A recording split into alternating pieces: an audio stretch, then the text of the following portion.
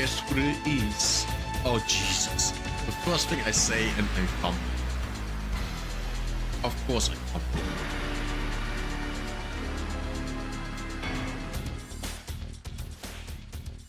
So, the plan for today is... I don't know. And the last couple of days were... I was so lazy. I mean, streamer. But I was so lazy. I was incredibly lazy. I was so lazy I didn't do anything. With the exception of playing XL2 again. And I actually had fun.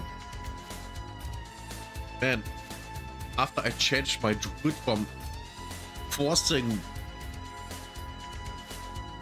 a build that obviously didn't work because I'm dumb for it, into a caster, that works really well actually. But what's up with my mic?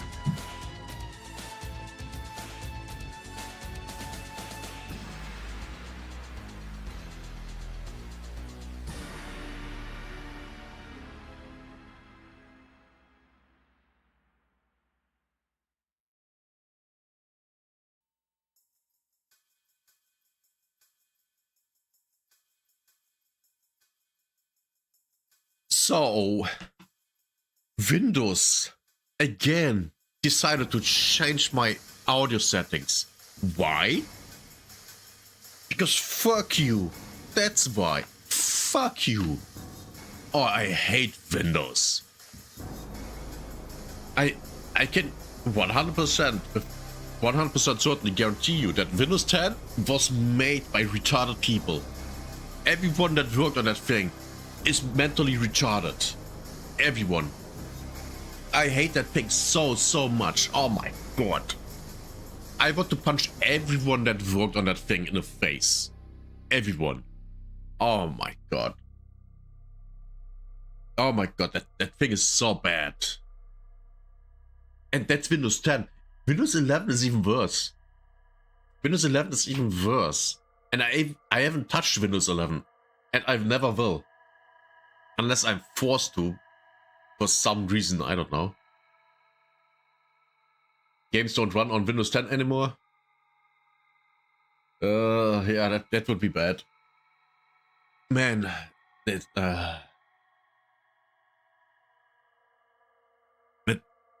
the AI in Windows 11 that no one wants is now coming to Xbox 2.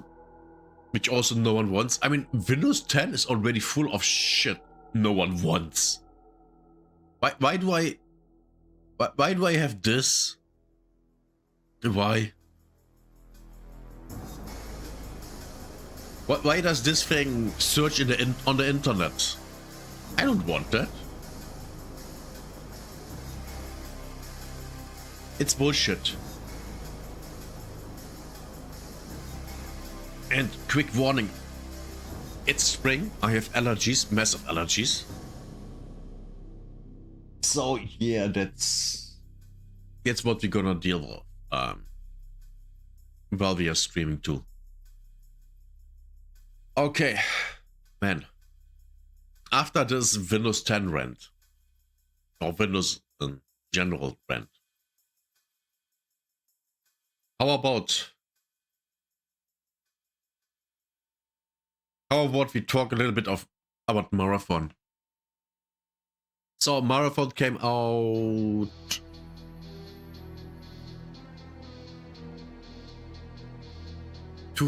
about 2 weeks ago, and it doesn't look good. It actually looks really bad. I mean, this graph, you don't want this graph to happen. You don't. I mean, sure, it's in the middle of the week, right? But this graph, look at this graph. This was Friday, last Friday. We peaked at 56,000 on Saturday.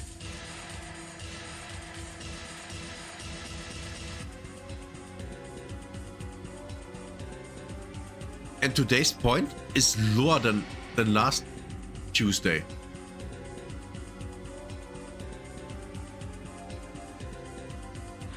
This is bad. This is a bad graph. This is a really bad graph. And you can see Sunday, Saturday. It's going down. The player numbers are going down. That's a bad graph. So after about 2 weeks, it's very clear that Marathon is already losing players. I mean, that was to be expected, you know. You have the hype on release and then it drops off. But this graph is really bad. I mean, it's not as bad as the one from the Lesbian Night game. But is that graph actually that bad? Level 1340. Yeah. Let's look at this graph. Okay, this graph is worse. 6 people are playing it right now. And we're gonna talk about this one later. Yeah, to me it looks like Marathon is already slowly bleeding out players. Because the novelty of, you know, oh yeah, a new extraction shooter, and look at this graphics. Whoa, by the way, graphics of the game are whoa. But not the graphics, the art style. Nope. And it seems like to me that people are already done. Wait. Oh. There has been a 6,000 peak player count drop within 1 week here. Sunday, Saturday, Sunday, Saturday. That's bad. And I think this trend will continue. This trend will continue. I have heard that Bungie has already been greenlit to work on a different project from Sony. Why? Literally why? Bungie didn't have... Well, to be fair, Destiny 1 and 2 were successful. But they were also killed by Bungie by making stupid decisions. And then Marathon came out. It wasn't really that successful. And oh, while we are at it, we can just... I have an idea. Let's just... Let's the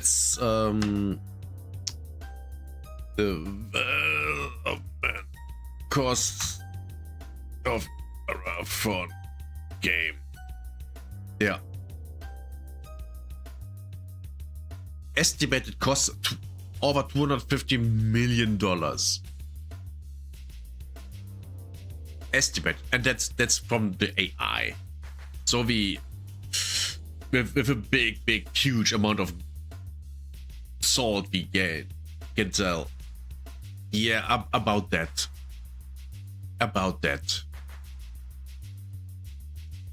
So did they make their money back? No. Number one, they didn't make the money back.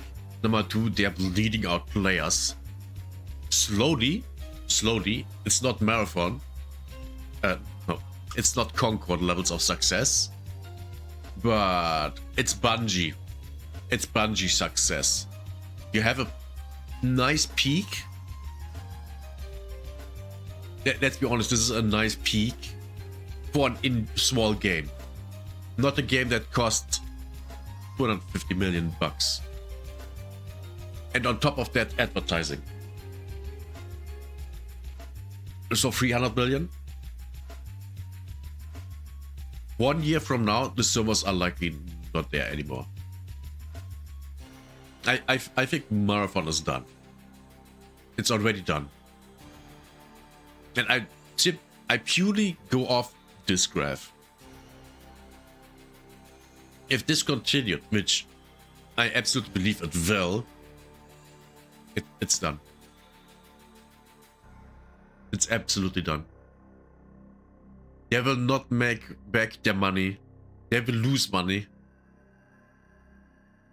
And I'm then already working on the next project. Or Sony saying that, yeah, you can make another game.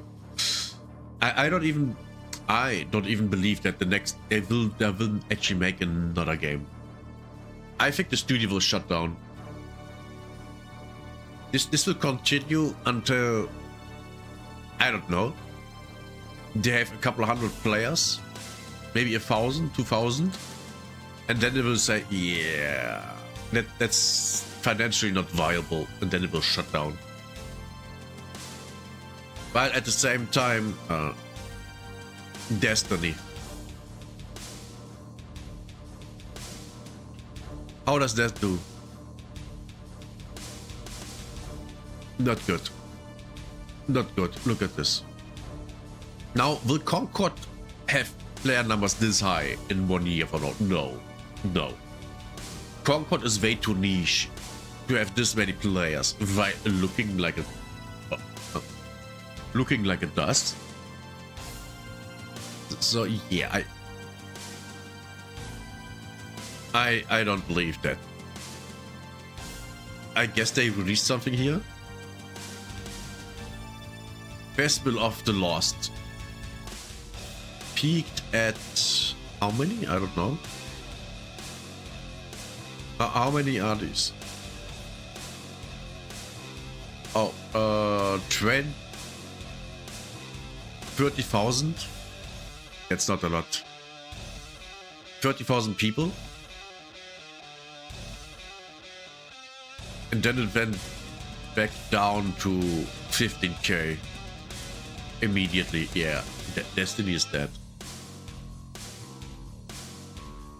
I wouldn't be surprised if the money they make with Destiny 2 right now is barely enough to keep the servers running.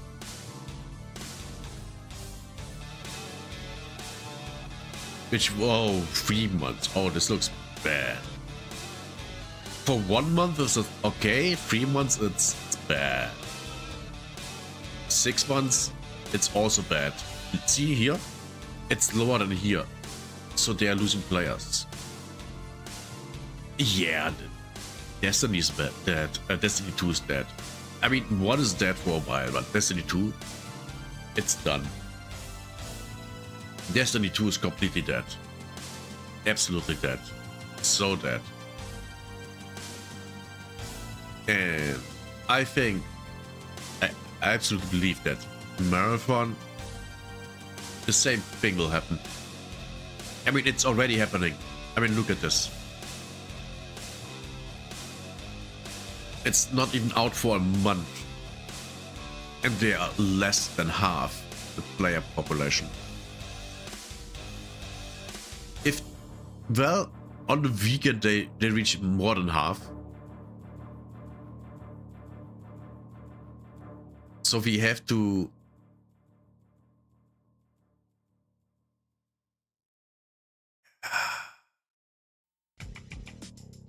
Actually, next weekend. If next weekend is even less than this, which personally I think it will be, then it's very clear that they will just... They're just bleeding out. They're bleeding out players. They play the game. I mean, at this point we all have seen gameplay of this game, right? We all know how it looks. We all know how, the menus. Oh god.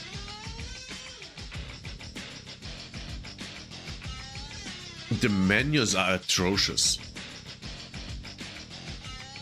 So, yeah. The novelty of new Bungie game that's an extraction shooter is over. And now you have to take the game at face value, and people don't love it. They don't. Which is very clearly shown by this graph. So, yeah. Marathon. Another Bungie game that had potential, which it actually had, but they fumbled. Mostly by making it an extraction shooter and the art style. Oh Jesus. I think the art style is actually the worst thing about the game.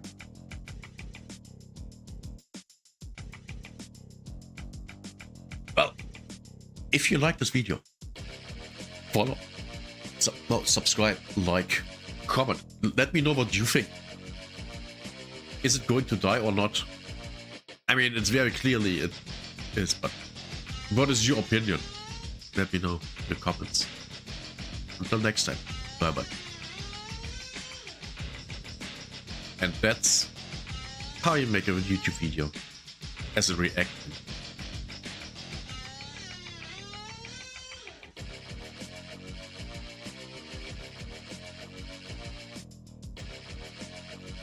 Oh boy. Allergies, man.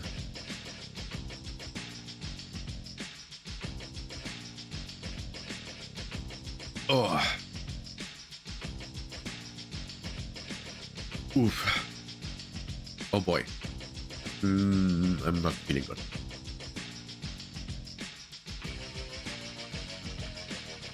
So there has been a situation apparently. The time has come to honor your vow. 1348 Ex Voto is now available on Steam, Epic Games and PS5.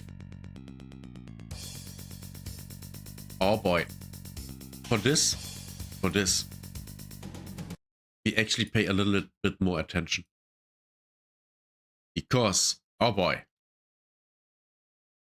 Yeah, let's watch the trailer a little bit. Whether the end justified the means, every deed has a price. In times... Look at this. This looks fine. This looks like literally every other Unreal Engine game. Literally. Such as this. Everything. This looks just fine. This is just standard Unreal Engine assets. Looks good, right? And then you look at the characters. When folk feel abandoned by their fellows. Why are the animations like that? Why is the fighting system like that? Abandoned by God. Wrath and vengeance thrive like weeds. Wherever you are, I shall find you, Bianca. Wait, that thing had a skill tree? I shall find you, Bianca. Oh my god. It has a skill tree. Really? Wait, this is a skill tree, right? I haven't played this game, thankfully. I've only watched Asmongold play it. And I haven't seen a skill tree. I haven't. So where is this coming from? And Asmongold was complaining, oh, paper, oh, another paper, oh, another paper. So he used the paper to, on the skill tree, which has 3 things. By the way, this here looks very much like it's coming with the engine. Which is not surprising. This looks fine, completely fine, because Unreal Engine 5 looks completely fine. I vow that looked great.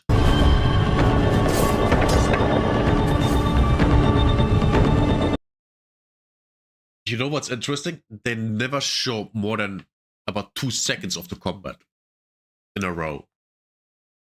Because the combat is that bad. It literally is. Oh my god.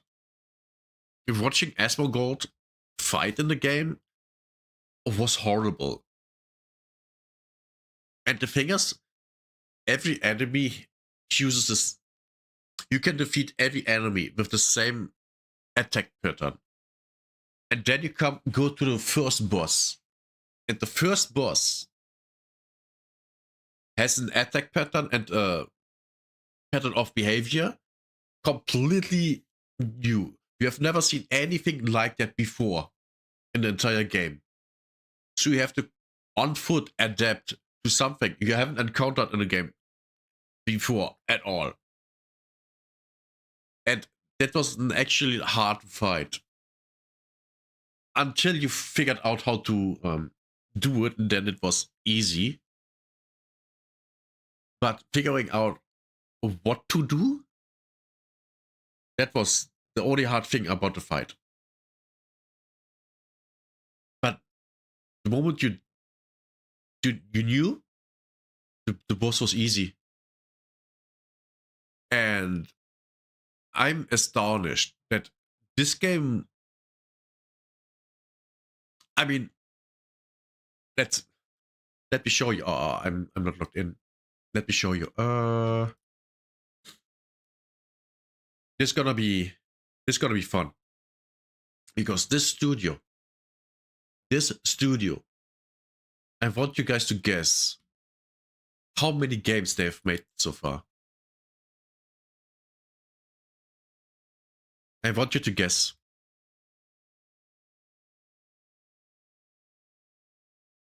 Take an educated guess. 1.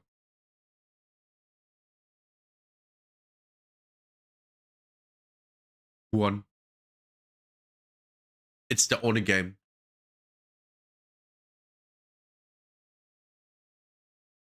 They have 1 game. This explains everything, doesn't it? It explains why the game is so bad. The studio had made 1 game and come on, go back. The publisher. What games do they have? Let's take a look.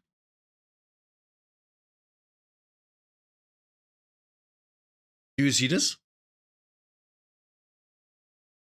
Oh, come on. Stupid. They haven't released any games like this before. This looks actually interesting. Do you see this? This looks interesting. I have no idea what it is. Good thing it has a demo. Oh, it's a MOBA. Oh, yeah. No, thank you.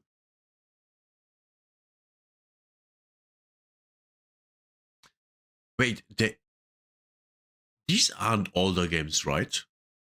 I think I've seen... I don't want this. I don't want the Steam Next Edition. Just show me all the games. What? Steam, why are you being retarded?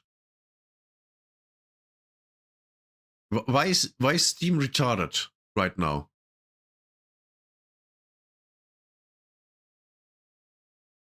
Why? Okay, here we go. Man, why Steam? Why don't you give me what I want? So we have games like these, which looks fine. Looks actually better than the Lesbian Night game. We have a city builder, which is fine. But do you see this? There is no super realistic, well, maybe with the exception of this one, which plays on Mars. That's intriguing.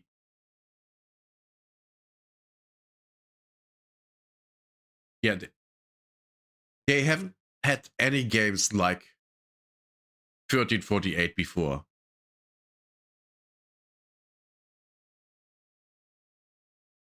And I don't think they will ever greenlight anything like that again.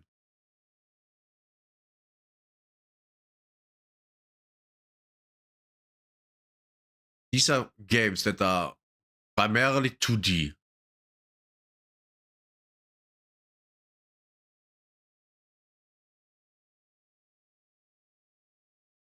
So how come they then go and finance a game like that? Why? Why would you do that? That's literally stupid. I will not fail.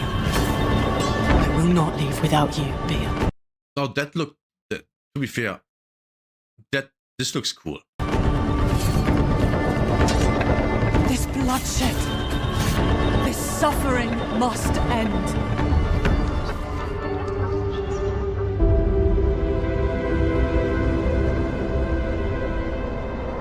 What was this trailer actually? What was this?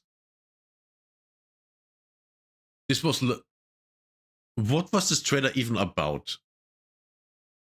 I don't know.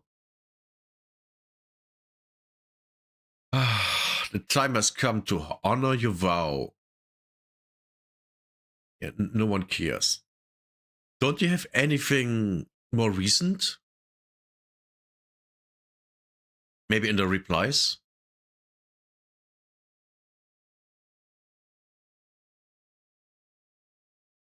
I have played X-Vote 3 times now. That's a lie. Stop lying. Black, British, and queer. Oh, yeah, he's lying. He's absolutely lying. I would love to hire a theater and play this on a big screen. No, he's a liar. This guy is a liar. I don't believe for a second that he played the game.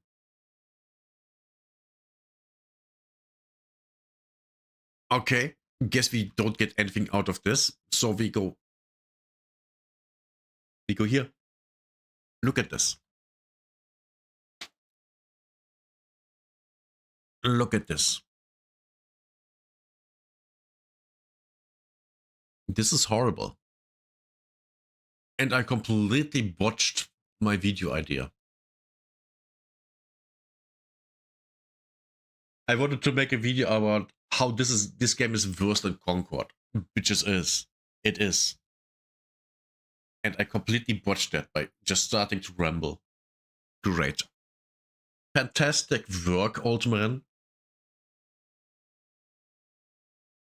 So yes, this game is worse than Concord. Why would I say that? Number one.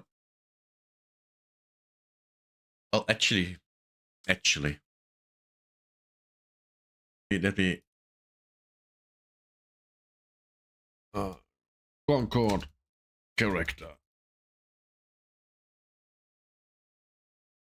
Let me pull something up.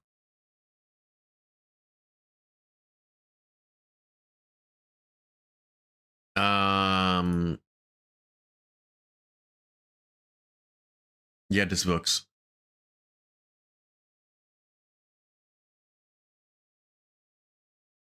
Come on. You stupid bitch. So, we have this, right? Look at this. Look at this ugly mess. It's really, really, really ugly, right? We can all agree on this is ugly. But, and here it comes. It's very clearly well designed, well made. That's the word. Well made. The fidelity of this character is high. Now the design is horrendous. It's completely ugly. But it is well made. And now,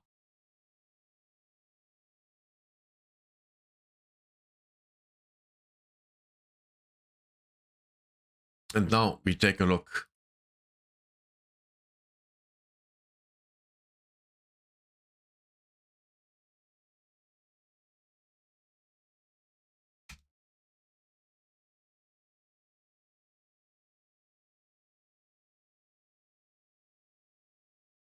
Oh, really? Do you have to do that? Okay. Hello, sir. What are we doing? We are taking a look at the Lesbian Night game versus Concord. Where is my... Here. You go As1 Gold. You go for the video with the... where he plays the horrible game. It's here somewhere. It's here somewhere. I said it's here somewhere. It's not this one. This game is actually fun. Where is it? 2 weeks ago. It's definitely not this because this girl is attractive. Where is it?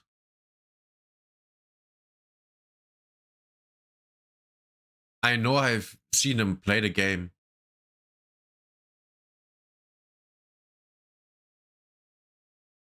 Oh, here. Here. Perfect. So this game right here. Where is it? Where is it? Come on, give me. We come here when all you do is mock. We are here to distract you from your sorrows. Look at this. Look at this. And now, look at this.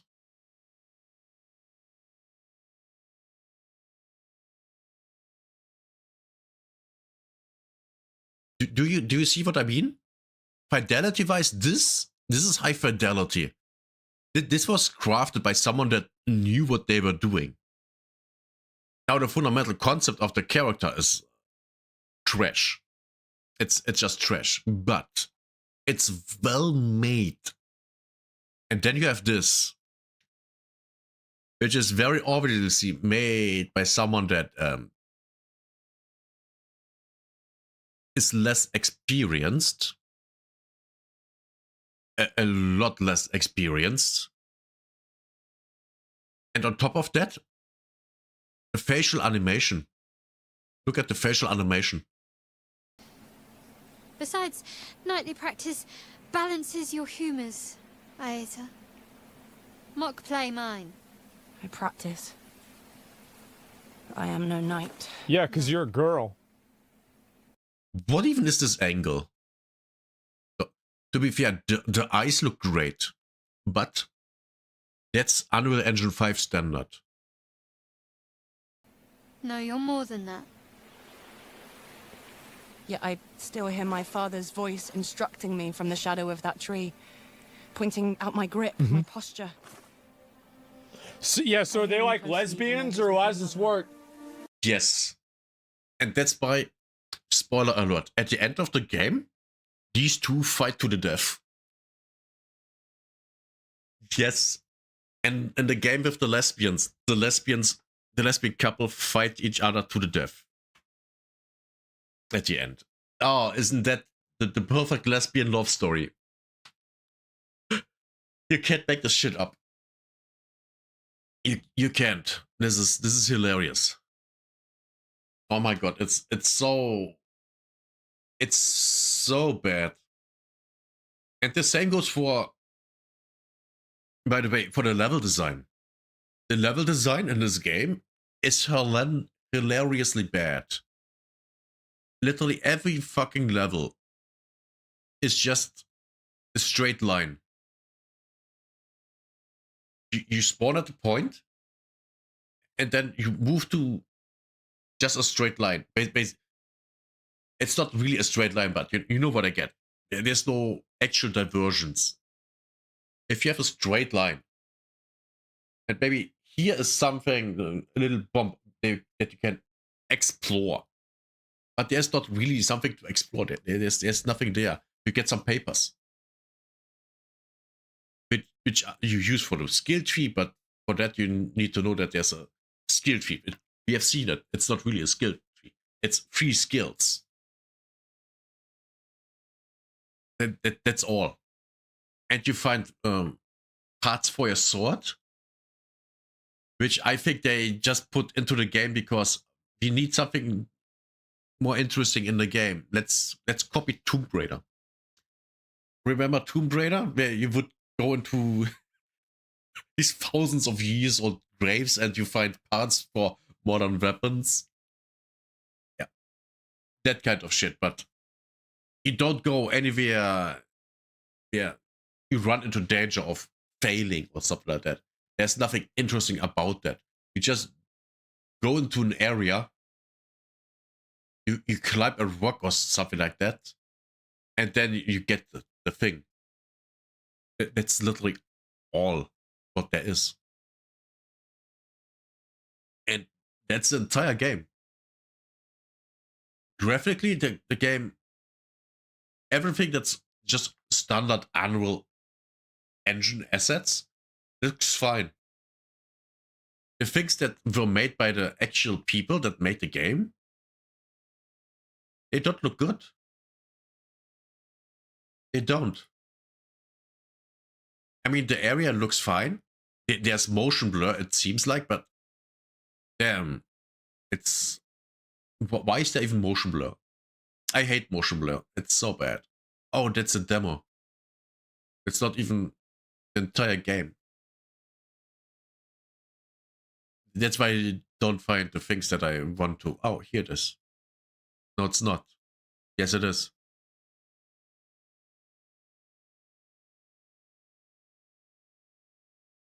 Here it is. And oh my god, yes, puzzles. The puzzles in this game are really not. They aren't great. They literally aren't. And there are even... is it this one? Yes. Down there's a box.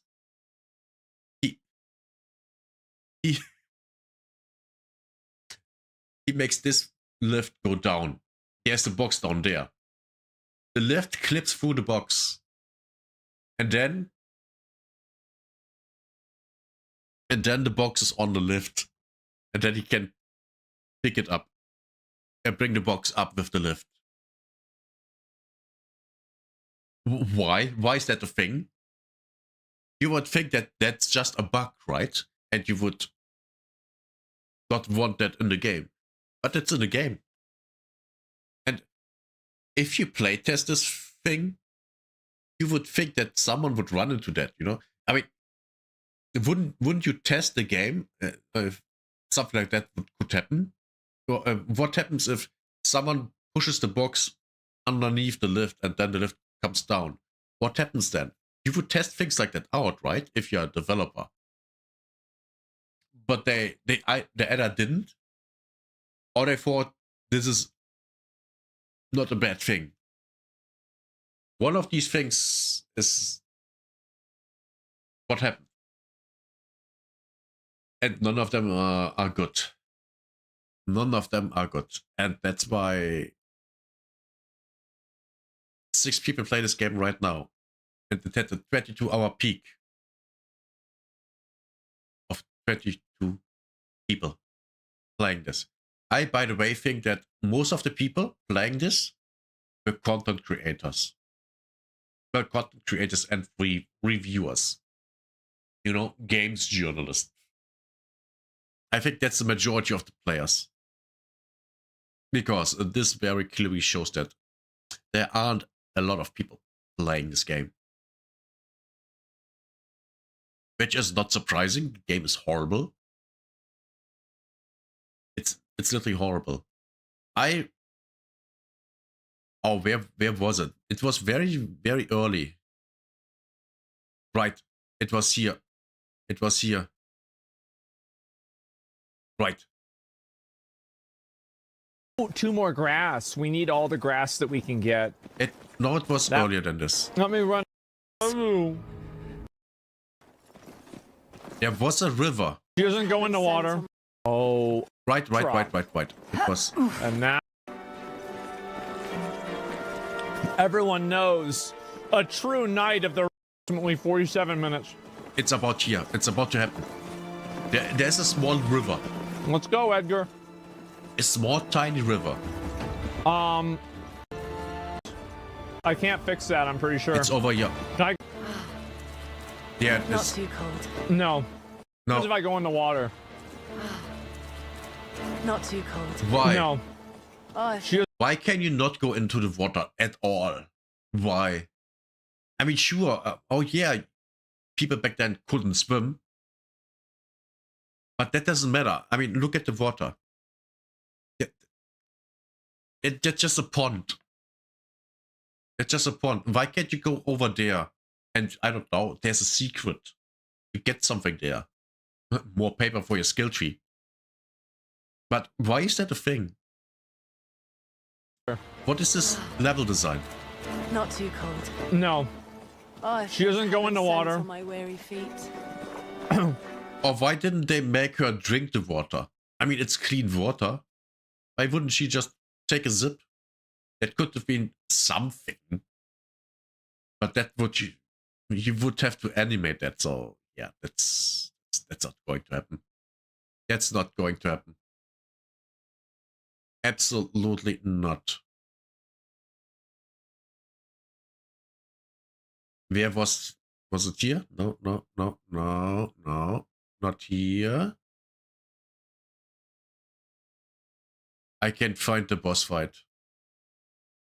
It seems.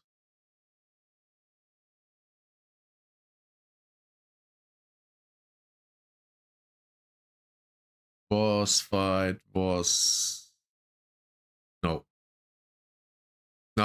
And I don't want to look the entire time. So yeah. Is this game worse than Conquered? Yes, absolutely.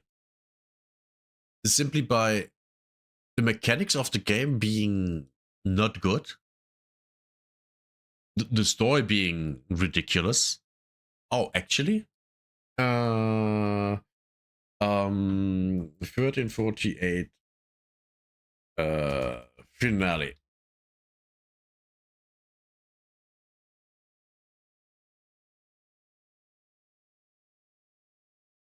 Come on, where is it?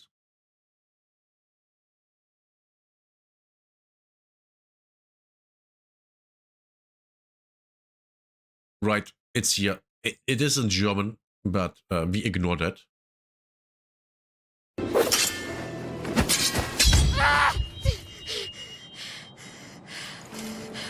I heeded your last lesson well. They All let them those fight to months the ago. death. And this madness. No matter how far we have fallen, we still remain. But at what cost to us? What choice did I have? And the facial animations are again horrible. I had nothing. Would sacrifice everything.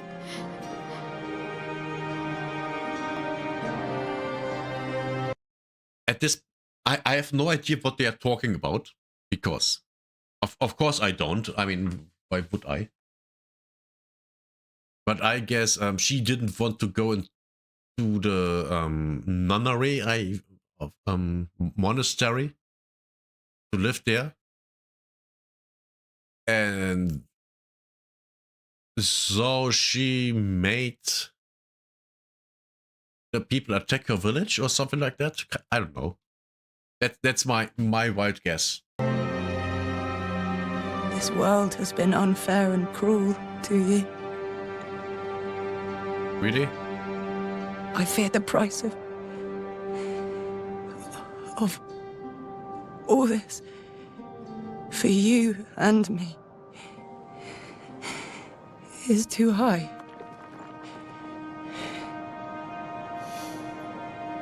And look at the let's not complain about the shadow. Very well.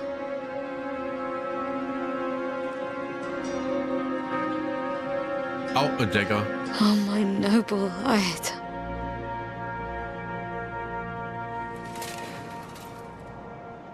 Would thou aid this damsel to rise? This is so stupid. Nothing. Who wrote this shit?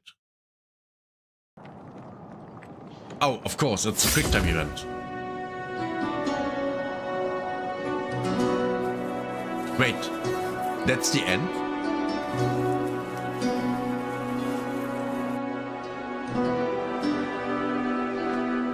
What the fuck? This is the end? This is literally the end. We don't even...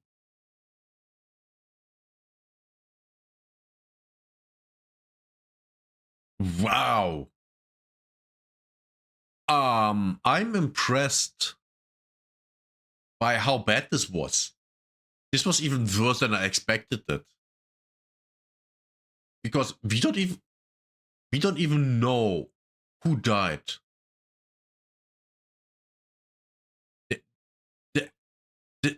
The end of the Lesbian Night game is a cliffhanger. Oh, will we see the conclusion in the DLC of this great game? No. Or in the second part. 1349. Oh, which of the lesbians died? Which of them survived? Who killed who? Oh my god, this is... I didn't expect this. I mean, I expected it to be bad and stupid, but not like this. Oh my god. Yeah. This failure is very well deserved. Very well deserved. And oh my god, this is so horrendously bad. And yes, it is worse than Concord. And Concord at least didn't...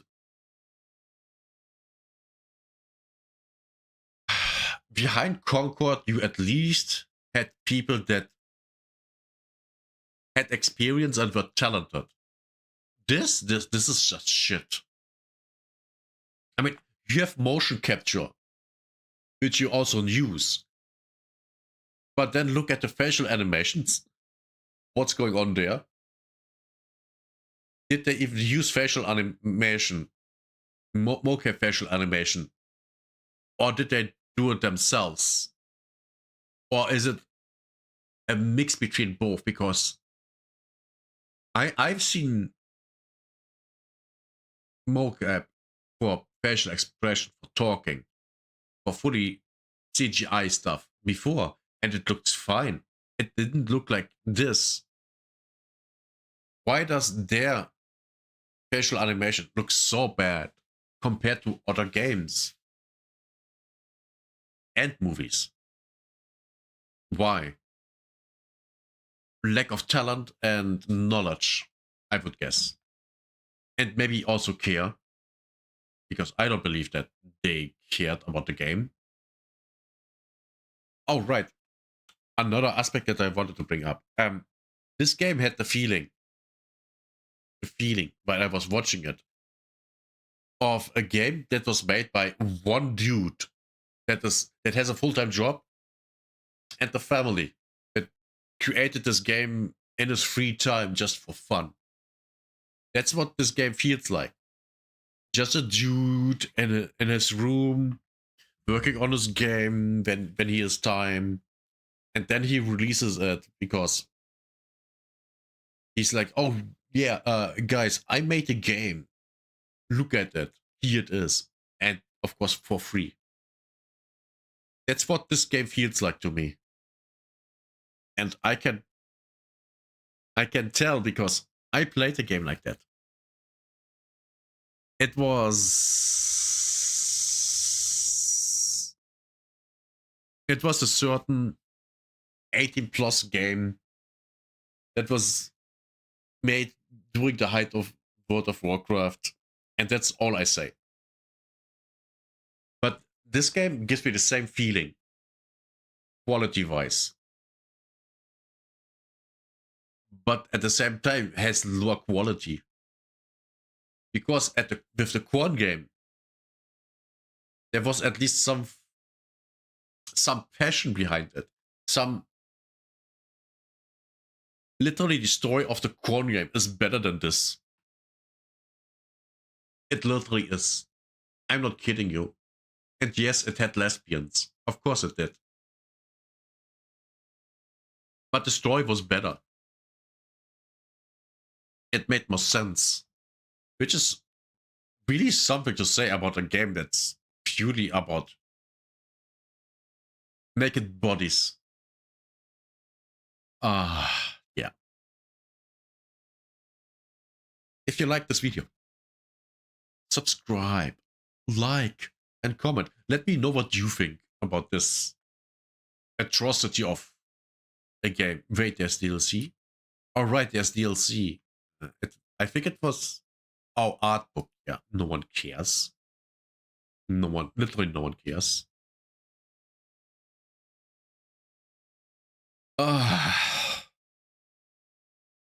I don't want to look at this.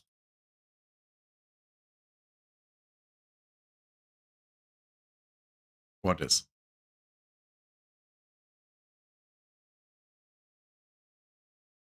$250 million for Marathon. What a joke.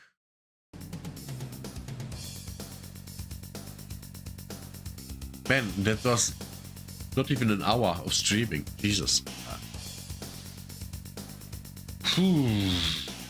What do we do now? What do we do now? Good question.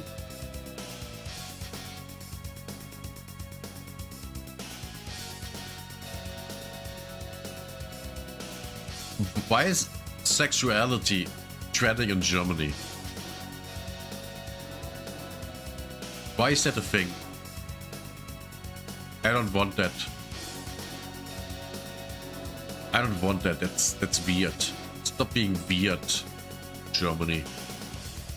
Alright, you can't because you're all a bunch of weirdos. All a bunch of weirdos. I watch this later. Just for the giggles.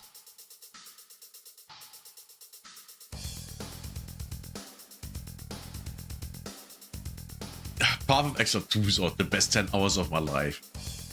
It was good, with the exception of all the bad things.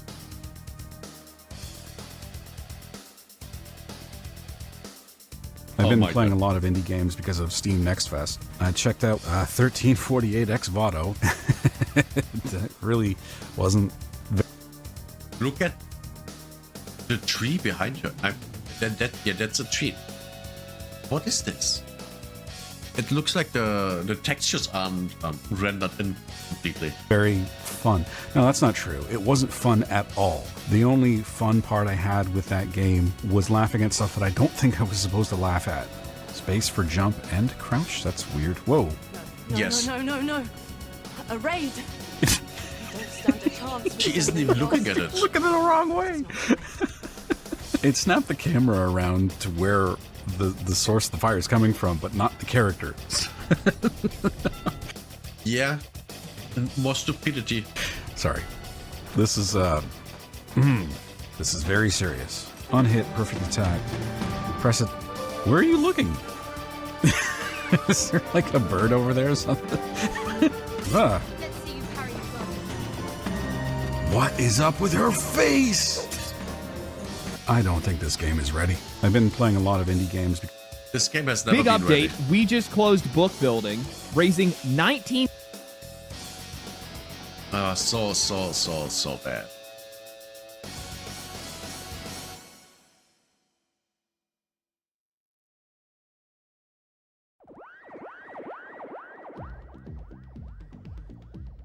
Yeah. Oh boy. So how about the... Take a look at the watch later list. We have seen that.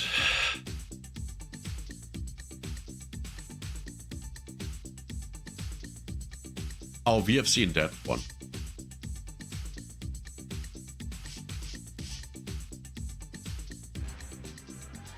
we published that one yesterday. We have... I was so lazy the past days. So incredibly lazy. I got re-addicted to Path of Exile 1 and 2. But especially 2, and not good. Not good. Man, I think yesterday I played for 10 hours. And the day before the same. Maybe even 12. It's not good. I shouldn't have done that. That was way too much. Way too much.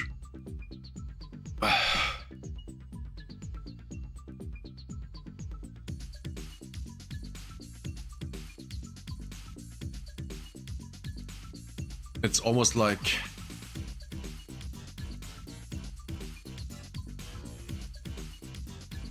playing games all day long is a bad idea, which it is.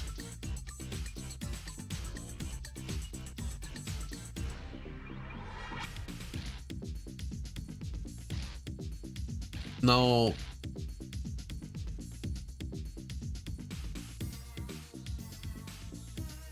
what do we do?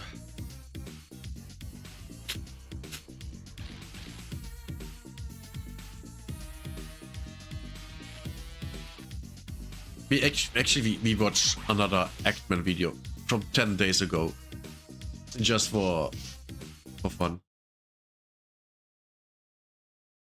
Just for fun.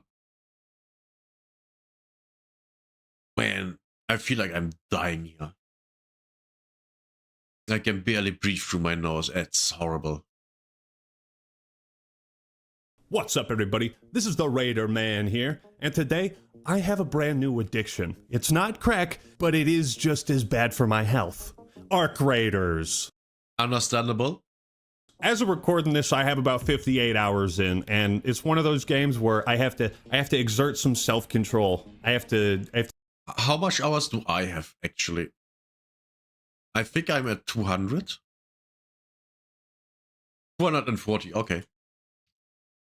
A little more. To take care of my responsibilities as an adult. I can't get sucked into the loot. I've never been into extraction shooters before, but Arc Raiders has broken the mold for me, and I thought, well, if I'm going to play it this much, I might as well make another gameplay video. So sit back, relax, and enjoy more adventures in Arc Raiders. Oh.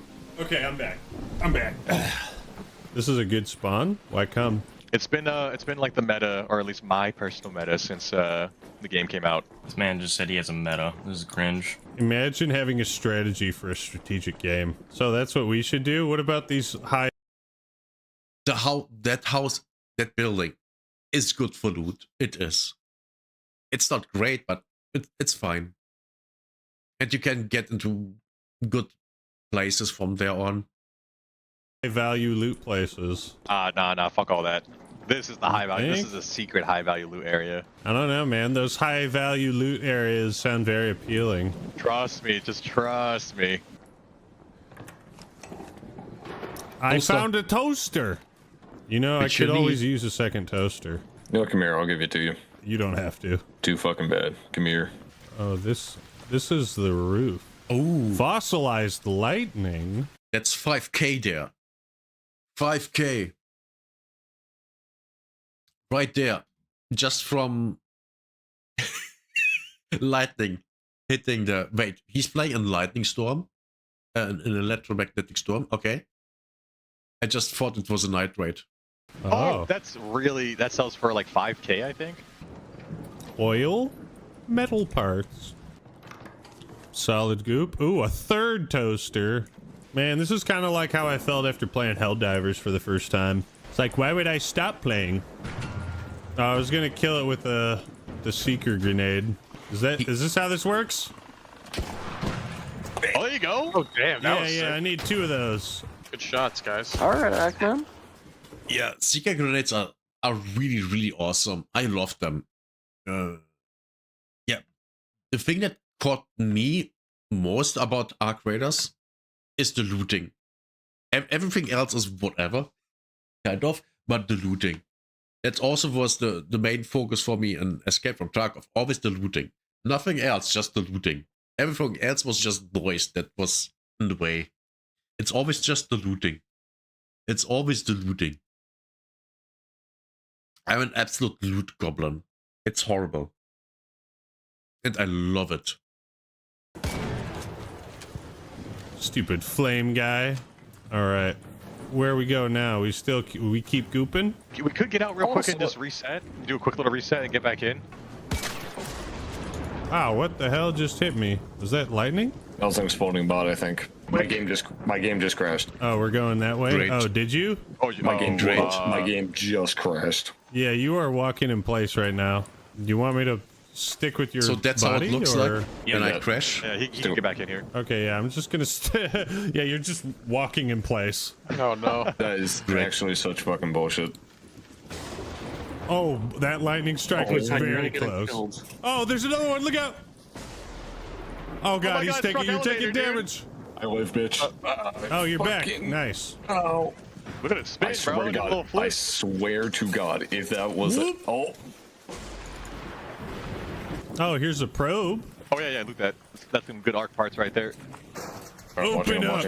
Give me your secrets. Wait, I could open it. I have a quicker one. Yeah, but he just does it a certain way that just like yeah, you can't really resist when I do it. God, I love the way you break it. I can't. That's what she said. Yeah. This is going well so far. Then, yeah. Imagine playing this game with other people. How disgusting. Says the lone wolf. By the way, I have heard that they reset the matchmaking in the game. I've heard that. I haven't played in about a week. So no, not about a week. In a week. Yeah, I haven't played in a while. I literally got bored. Can't really pick up much stuff. Yeah, we'll take that. Okay, yeah, there's still some stuff in there. You know what? We could just let's panic stop in by his water voice. treatment, check it out real quick, and then we can get out and reset. Wait, maybe I can. Oh, You missed. damn it! It's okay. Oh, that's a leaper. Yeah, it's a leaper. He is not aggroed though. I think Yes. it can. The thing called a leaper. Oh, Fuck. Well, wow! What's happening to it? It's getting crushed. It is getting crushed. Oh my god, dude! Look at Oh, he's on the What lift. the fuck? I never seen it get up wait, there. is that gonna kill it? Let him have it. Yeah, I've never seen that something like that before. I have seen that thing being stuck in an area, but that's it. On Void City, where I go to the exit that's only one-sided, where you jump down from an opening in the roof. Down there, a leaper can enter. I've seen that several times, and it can't get stuck there. Literally not even able to get to you. And then you just throw nades and shit like that. It's a very, very safe kill. Like, Did you crunch it Wait, with an just- elevator? just- what a fucking barrel roll it just did. Yeah, right. Oh, we can dip set. I got shot. I'm extracting. Oh shit! Oh, I got down. Inside. Oh, there's another guy outside. No, he's in. He was in the thingy. Yeah. Oh, you got it. Get in. Ow. Wait! I'm down. I'm coming He to just you, got me. Kelsky. I'm coming. Come get me. When did he have time to take the leaper core? I don't know. He must have immediately went and grabbed it. What a bastard, man. What a little dickhead, bro. Can we not open this again? No, Nope. it No, closed. because the extract time one. ran out. Oh fuck! So we have to go somewhere else. Where? Yeah, we gotta go somewhere else. We have to make a little bit of a trek. But Christ, That's the last point. man! Fuck that guy. That's crazy. Why would they spawn a That white is people right actually there? fucking crazy. I just witnessed that. Yeah, we got so ballsy, man. We were there. We were right there. Your greed did something. Ow, Jesus. No Oh my fucking god. Am I getting shot? You getting shot at? Yes, Yeah, now you're yes, getting shot I at. am getting shot at. Get ready to get inside. Get ready to get inside. Go, go, go. Yeah, see, Oh there's my God, that's no really. way they landed that shot. Get in. Immediately Heal up. get in, then extract. No, I'm gonna stun on him. Incredible. Oh Jesus. my god, dude, that was close. I'm so sorry, Elevator. And that's why I never play teams. Way too aggressive for me. Way too aggressive. There's a reason I avoid PvP. Which is I'm old and my reflexes are bad. Oh. I want a pharaoh.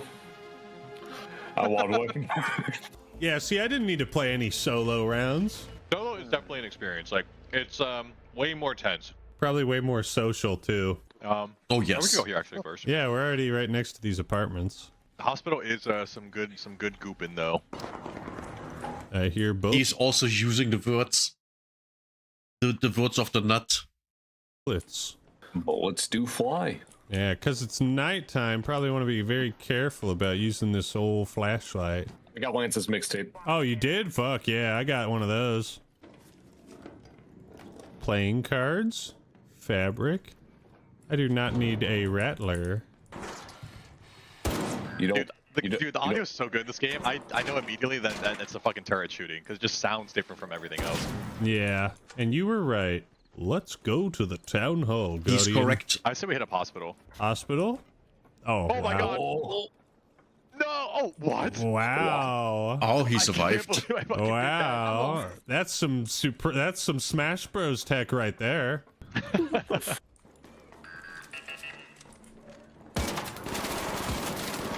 Oh god. Oh shit, oh shit, get back. Oh shit. I shot Kelly in the butt, dude. My god, I got I'm it. really about to just... Yeah. Do you watch football? No. Oh god, no. No. I'm not watching sport at all. It's boring. To me, watching sport is boring. Absolutely boring.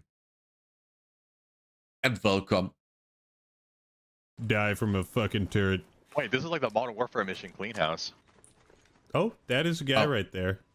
No, that is... A It looked player like a or guy. just a turret? Yeah, just a turret. It looked like a guy for a second. But that... Really, the turret looked like a guy? Well, I get it. I get it. I'm flinching all the time too. And I remembered I have brain damage. Projector, duct tape, Same. remote control, radio, all the blues. Oh, Oh, Where's it from? where? southeast. Yeah. You Oh, can't I see see it. He's shit. on the roof. Oh, I stopped running. Fuck. Nope. Yep. There's one right there. Oh my god, wait. Okay, so dude, these lockers back here, it's unlooted. These lockers always have really good shit in them. Lockers, my beloved. I don't got anything Lockers. too crazy. Lockers. Always go for the lockers. Lockers are insanely good. Insanely good. They are amazing. Oh! Oh boy. He's on the stairs here. Oh god. Go back. Yep. Run. Fuck, they got me. Oh, there's two of them there. Two of them. One's down though. They're pushing. Oh, he's reviving. He used the stim or something. He's pushing up. He's coming. He's two of them. Oh boy. Elevator, please. I think that's one. Yep, he's behind the wall. Right there. Oh boy. Oh god.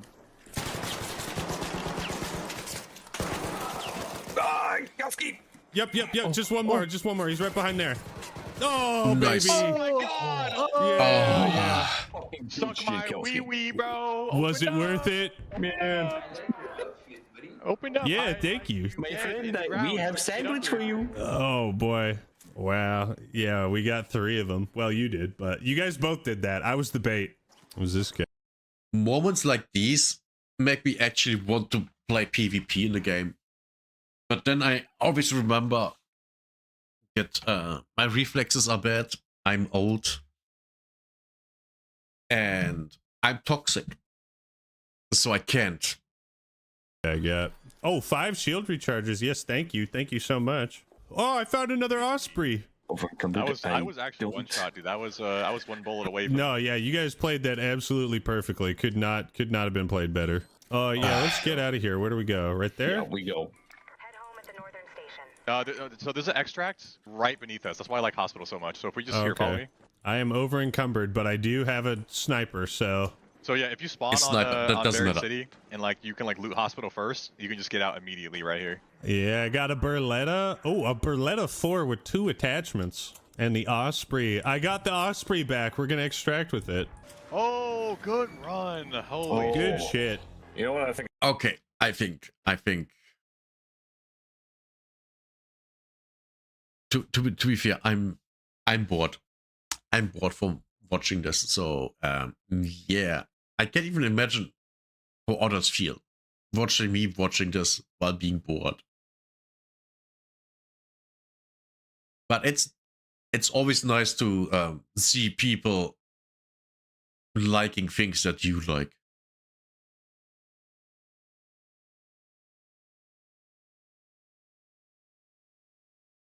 But how about the wait, what? Bud Spencer Star Wars story?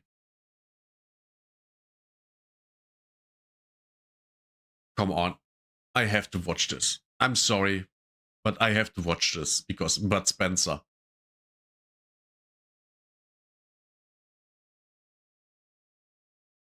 Come on, load. I hate YouTube. I hate YouTube. Il suo nome per gli hacchi? Bud Spencer.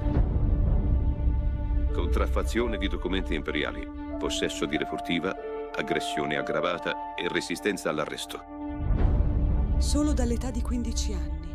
Avventato, aggressivo e indisciplinato. Why is this so weird? But of course, because it's AI, but also I don't know. La vostra è una ribellione, no? Anch'io mi ribello.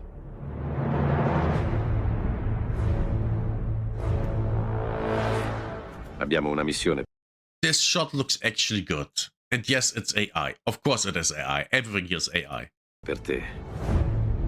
Vogliamo assassinare l'imperatore. Dovrai introdurti nella morte nera ed eliminarlo. È tutto chiaro? Oh boy. Oh Jesus.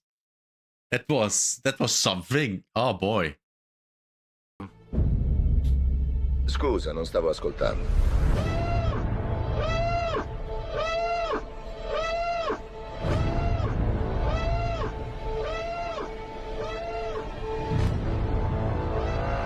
Che cosa farai quando ti prenderanno? Quando ti spezzeranno? Se continui a combattere.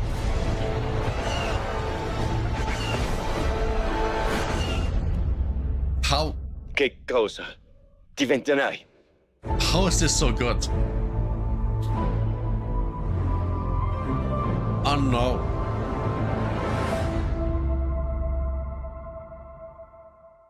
Oh no. Why? Why was that so good? That was way better than it had any rights to be. This was way, way, way too good. Way too good. Oh my god. How is it that things that are made by fans of something are always better than, in most cases, better than what the big players make? I wonder why. Also, Jurassic Park, from Dennis Nedry's perspective, is hilarious. I bet it is. We're gonna watch this. But before we are playing it, I go and take a piss.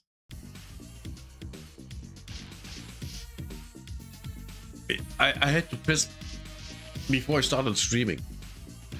So I'm doing that right now.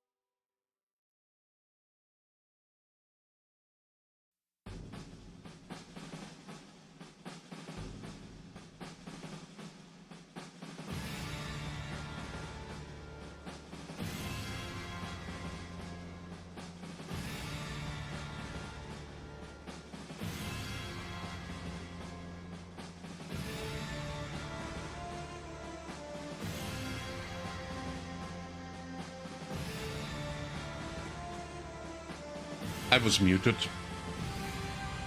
Of course I was muted. Why wouldn't I be muted? That's happening all the time.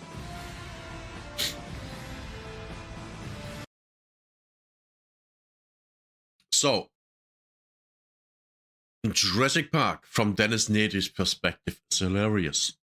Oh, I bet it is. I bet it is. Let's watch Jurassic this. Park, the only story with a theme song so catchy, you will find yourself whistling it once you finish this video. And you will finish this video. Welcome to Jurassic Park. But if we shift the perspective away from Hammond, Grant and the ever-lustrous Malcolm and instead focus on Dennis Nedry, then it becomes the most hilarious failure of corporate espionage in history. But to imagine that, let me just put you in his shoes. So imagine for a minute that you are Dennis Nedry. You are the best coder in living history, at least in your mind. You're the kind of guy to spend all day and night on 4chan or Reddit, and they weren't even a thing back in 1993. Long time ago, though, you were approached by some old fart named Mr. Spare No Expense, Richard Hammond, a guy so repulsively and grotesquely rich that you feel nothing but jealousy every time you see him, and no small amount. Oh boy. And then what? Nedry becomes a communist? Of resentment either, because he and his company InGen hired you and subsequently paid you such an absurdly low amount of money for someone who says that they spared no expense on everything. Well, they absolutely spared expenses, and that expense was your paycheck. So naturally, every time you see Hammond eating beautiful food, flying off in his helicopter to go meet some doctors digging around in the dirt, you are sat there at your dirty desk feeling resentment and upset. You are the person that keeps the entire operation running, not him, you. And for you, literally, yes, that guy is the IT for the entire park and their research facilities and their dinosaur production facilities. That guy should have gotten at least $1 million per year. Money back then, so today's money, it's about 3 million. 2 or 3 million, about that. That's ridiculous. It's completely ridiculous. But there's a lot of things about Jurassic Park that don't make any sense. For example, do you remember the scene where the car is being pushed down by the T-Rex into the other enclosure? Then we have the establishing shot of the cars arriving at the T-Rex facility. There's nothing there where the cars can fall down. There's nothing there. The cars just were pushed down something because it was in the script, but there was actually nothing there. It just appeared randomly when it was needed. That was something that took me off when I was a child, when I was about 11 years old, when I watched the movie. And even back then, I realized, hey, that makes no sense. Why is that? There's nothing there. 11 years old. It was like this. He kept on piling more and more work on you, despite giving you absolutely none of the benefits. You even had to go through 2 million lines of code. You know anybody who can network 8 connection machines and debug 2 million lines of code for what I bid for this job? Literally, you cannot fathom this level of audacity. This is the kind of thing that requires a team, let alone doing it with dinosaurs as well. You're really good at your job, the best even, but 2 million lines and debugging is a Herculean task. No, you need a little minions helping you out at least. But you did it. By God, did you do it. And when you approached them for a raise, because you just did the work of 5 people, imagine that. You do all of Yes. It's ridiculous. This work under pressure for dinosaurs. Your system works flawlessly. Not even a bonus either. You actually could not believe it. So when Biosyn came knocking, you did not skip a beat. They wanted embryos and they were willing to pay an insane price for it. So you jetted off to Costa Rica while Hammond was dealing with his little lawyers or something. You know, that apparently there's a raptor killing, like on a worker, which is insane, by the way. Imagine you're... Wait. Let's hear this again. I spaced out a moment. You jetted off to Costa Rica while Hammond was dealing with his little lawyers or something. You know, that apparently there's a raptor killing, like on a worker, which is insane, by the way. Imagine your attractions are literal death machines and they have a T-Rex too. Like, it can only end badly. But if it does end badly, well, at least you'll be in some third world country with infinite cash, sipping on coconuts and living a good life. Or, sounds good to me. You know, any place where you could buy a village for like a nickel. This is the least that you deserve. Oh boy. Oh boy. Yeah, no. And you know, going to Costa Rica was pretty cool. Food is good. And when your guy comes in looking all cringe like, what is this? Is this guy an idiot? This is Costa Rica. Does he really think that anyone cares about some generic white guy in a terrible hat? Of course this guy would be like the first person in history to try and bring the fedora back into fashion. That fedora should be yours. You are the future Reddit mod. But then he hands you a bag of cash, $750,000, more money than Hammond has ever paid you in your entire life. And then which is ridiculous if you're the entire IT department of that giant, enormous park and company. Makes no sense whatsoever. He drops even more, saying $50,000 for each fertile embryo. 15 embryos and a total of $1.5 million. Holy, that is an insane amount of cash. So just think about it for a second. You would probably throw your own grandma downstairs for half of that. And all you have to do is sabotage the guy who's completely undervalued you at every single turn, who refuses to pay you any amount of money or do anything for you. Like, you literally cannot refuse this deal. And to top it all off, he gives well, you can, but why would you? You have no reason not to take the deal. You a shaving cream can. And if you didn't feel like you were in a James Bond movie before, well, now you do. This is like a proper Q-type gadget. And now his hat and his glasses make a little bit more sense because he probably actually thinks that he's like a supervillain spy. Nice hat. You're trying to look like a secret agent? And now you are a very, very rich, at least for 1993, kind of rich, spy. And God, you feel like a child right now. It really does not get much better than this. And you're getting paid for it as well. Hell, you might even do this for free. Sure. It even produces cream. Either way, that is awesome. And hilarious. Tomorrow, you get your just desserts. 7 o'clock tomorrow night on the East Dock. Make sure he gets it right. All you need to do is 18 minutes of a little sneaky and a little steely. To be honest, if you were a smarter man, you'd probably bid off the embryos to the highest bidder. Probably could get a better price, but hey ho, better to get a guaranteed $1.5 million than mess with more corpos. And with that, you head back to the island. Hammond is doing some tour for some paleo nerds. Of course he is. Oh, you bet that he is paying them tons of money. There is no doubt in your mind that he is paying for their digs and flying them all over the world and giving them beautiful food while you are sat here eating McDonald's, unable to do anything because you're just so goddamn poor. And then damn. This video is great. This is awesome. Oh my god. And the thing is, he is right about everything.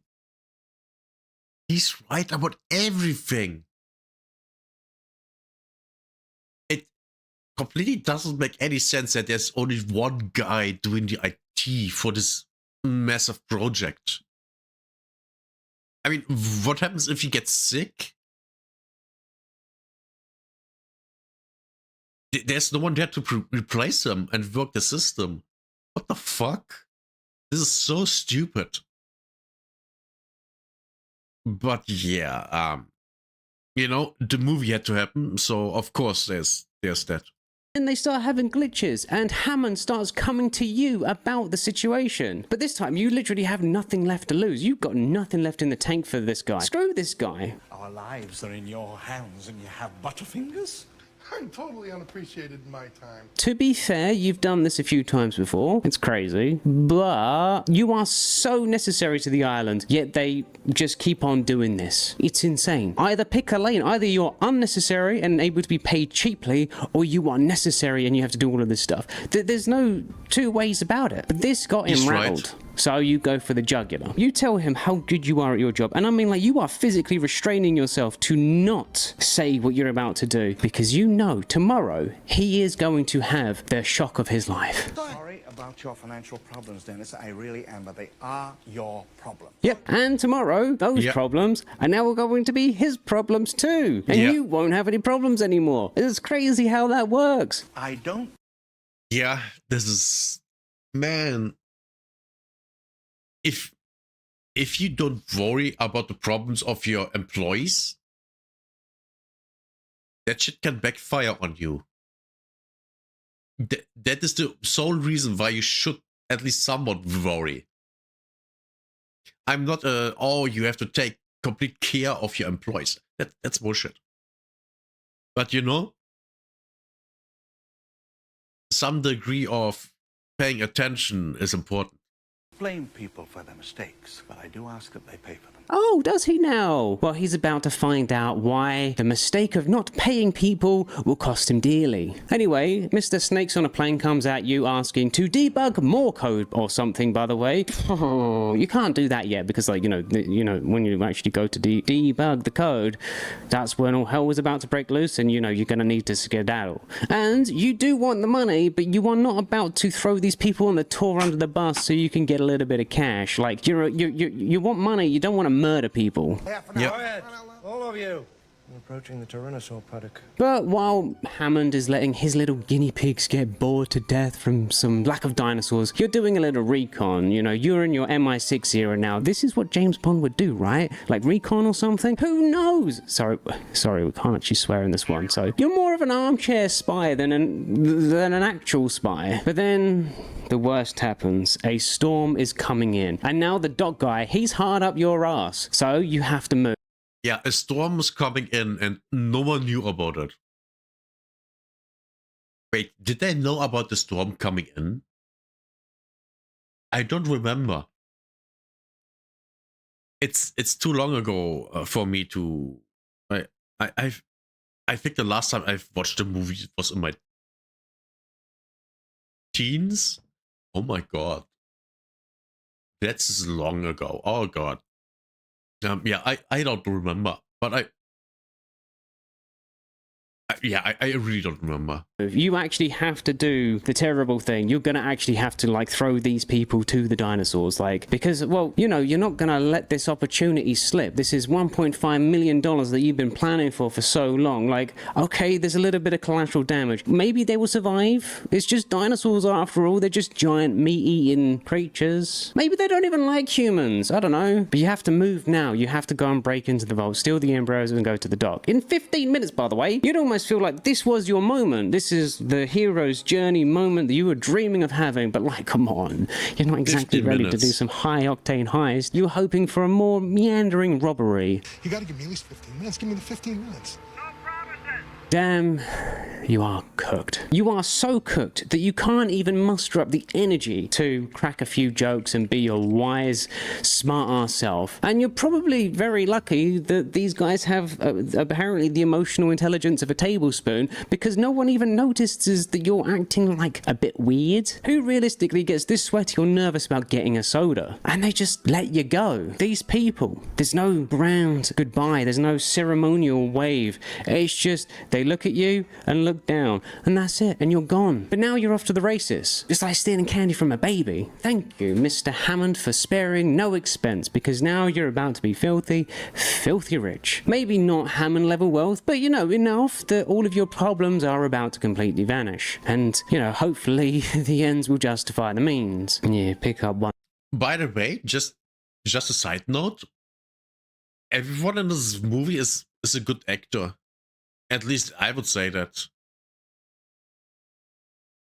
I've literally zero complaints about the acting in this movie. Which is funny because in this day and age, Man, people are so bad at acting. Or maybe it's just the writing that's bad. Which is also a huge problem. A huge, huge problem. By the way, Star Trek Starfleet Academy has been cancelled. Only one season. Isn't that great? One Stegosaurus, one Velociraptor?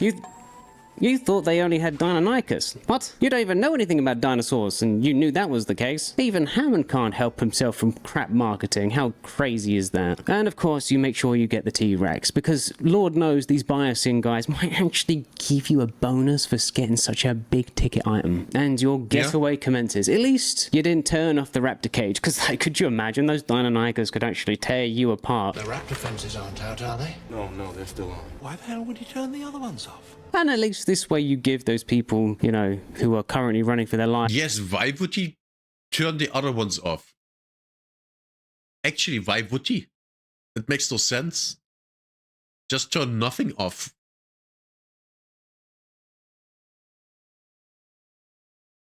I don't get it. Now that I think about it, it makes no sense. I mean, to reach some havoc, to have them work on the security first before they get him? Maybe? I don't know.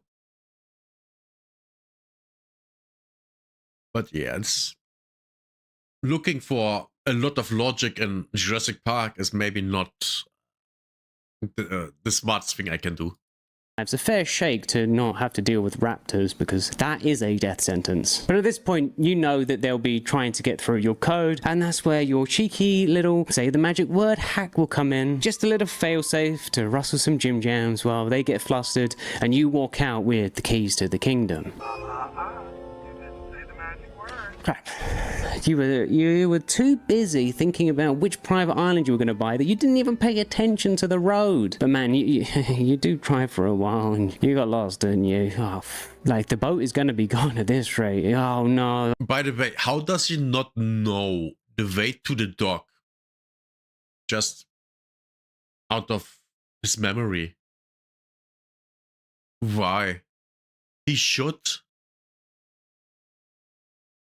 Because he's working there the entire time, and I would guess there's only one dock. There should be only one dock, maybe two. One for, you know, tourists and one for delivery and stuff like that. But in general, he should know the layout of the island by now.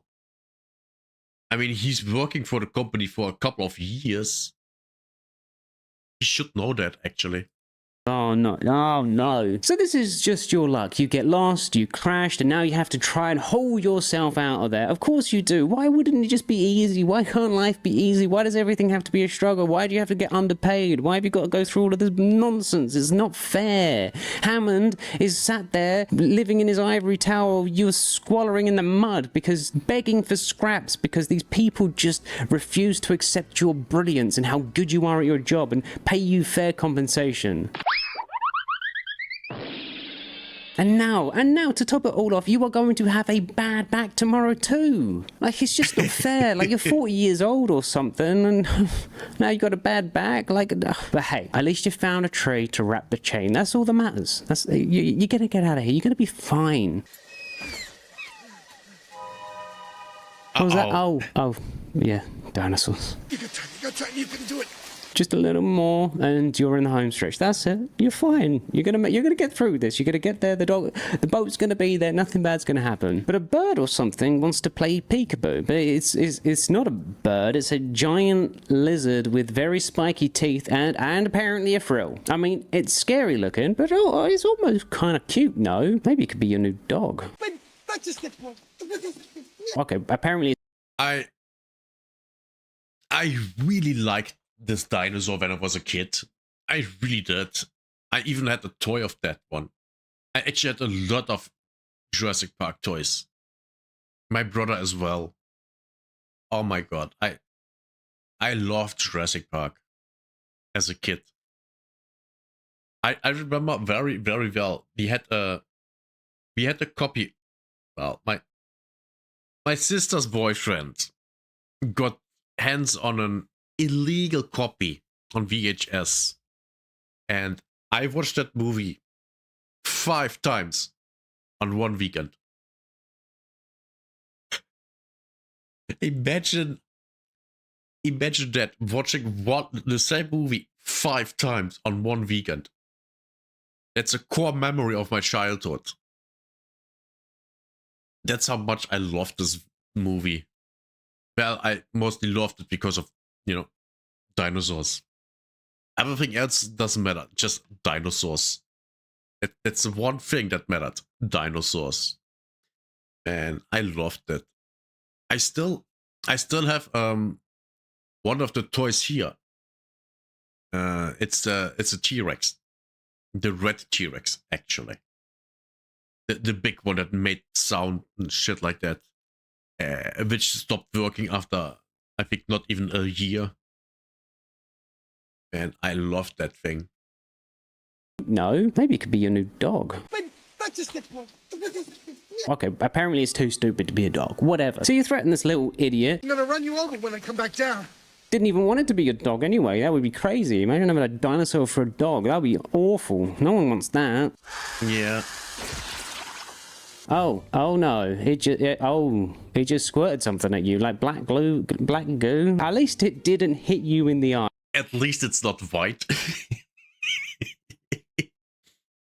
Thank God its aim is bad. Ooh, it's like me playing Counter-Strike. No, it's not like me playing Counter-Strike because this dude did not miss, and it was the perfect shot. At this point, you're not right in. Why would you even look back? That was stupid.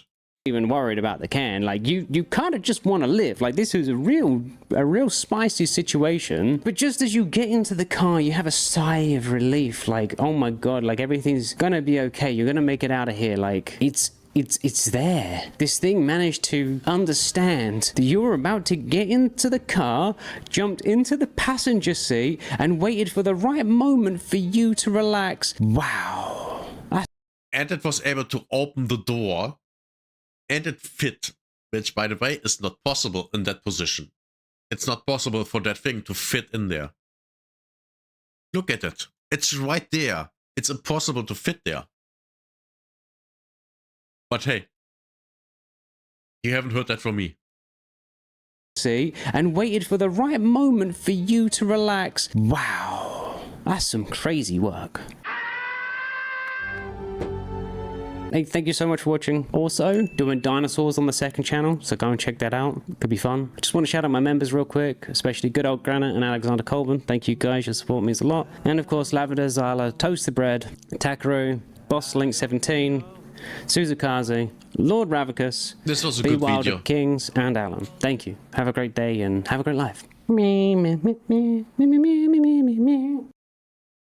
Oh, I clicked the wrong thing.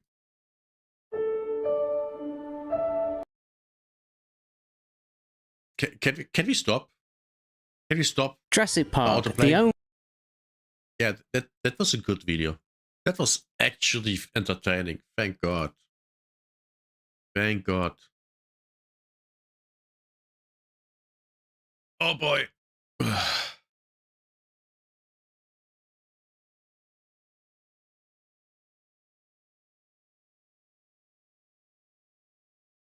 Let's watch this one. SpaceX unveils insane new project. I'm worried. I wonder why. We were founded 24 years ago with the one primary goal, and that was to build rockets and spaceships that would take us to live on other planets. And 24 years ago, that seemed really crazy, but today it doesn't seem that crazy. I want to roll a video just in case you haven't seen some of the technologies leading towards that. So you can't go live on the moon and Mars without connectivity. So certainly we want to work on connected solutions for there. Unfortunately, there are still almost a third of the people here on planet Earth that remain either unconnected or incredibly underserved. And that's why we started Starlink. We started flying in 2020. We have a giant constellation of satellites that serve humans here on Earth. And connectivity is not just about watching movies, although it's a great way to wind down. But those that are unconnected, once they are connected, have access to banking, better health care, education online. The corn. She didn't mention the corn. Which, by the way, funny fact, there was an island. I think it was an island somewhere in the Pacific, and well, they got internet, and they were before just tribes people living their, their lives, and then they got internet, and all the men got addicted. The young men got addicted to the corn, and it destroyed their society. I'm just saying. And it's an incredible technology for emergency services. It can also help save lives. So what is Starlink? Starlink is the world's largest and most advanced satellite constellation. We're now operating nearly 10,000 satellites in low Earth orbit, providing hundreds of terabits of capacity for broadband services nearly everywhere in the world. Starlink is enabled with innovations like our advanced phased arrays, efficient use of spectrum, and our highly performant lasers that create a mesh of connectivity that literally encircles the globe. In the 5 years since we've been offering Starlink service, we've connected millions of people with highly reliable, high-performing connectivity. And we just actually crossed 10 million subscribers. But we're not stopping there. Oh boy. In 2024, we began launching our direct-to-cell constellation, which as of today, we're calling Starlink Mobile. The goal of Starlink Mobile is to connect to regular unmodified cell phones everywhere in the world. At the time that we started... Regular unmodified cell phones. Okay. So just what everyone can buy. The direct-to-cell program in 2024, 20% of the land area and 20% of the land area in the US and 90% of the Earth's surface was uncovered by terrestrial mobile connectivity. Starlink Mobile fills in those gaps. Now, after 18 months, we fully deployed the first generation Starlink Mobile constellation, consisting of 650 satellites, and we are now operating across 5 continents and are the largest 4G coverage provider by geographic area in the world. We've actually connected over 16 million unique users across the constellation, and are connected. So my main problem with all of this is, do satellites are designed to, at the end, crash onto Earth and burn up in the atmosphere while entering? That's how they are designed. They live a certain lifespan and then they come down. So my question would be, why? Why wasting resources on that? On something that's only a specific lifespan, which isn't even that long? When we could just build infrastructure on the planet. Yeah, that's just it. That's it, yeah. Why? Makes no sense to me. Or why not build something that lasts? If you have a satellite, then make something that lasts. But we don't do that because reasons. These reasons are money. That's all, just money. Connecting 10 million active users on a monthly basis. We expect that number to exceed 25 million by the end of 2026. The Starlink Mobile constellation works by connecting over lasers to the broader Starlink constellation, which means we can connect to devices wherever they are in the world. The constellation flies lower than any other satellite constellation at 350 kilometers. That's to optimize the link from the satellite to the user device, as well as for space safety. Back in 2024, when we started, we launched the first satellite. A few days later, the Starlink team was connecting over the satellite and texting using unmodified cell phones. A few months later, we had demonstrated video calls. Here's a video showing what the service looks and feels like today. We're here today in the Eastern Sierras doing a demonstration of the Starlink Mobile service.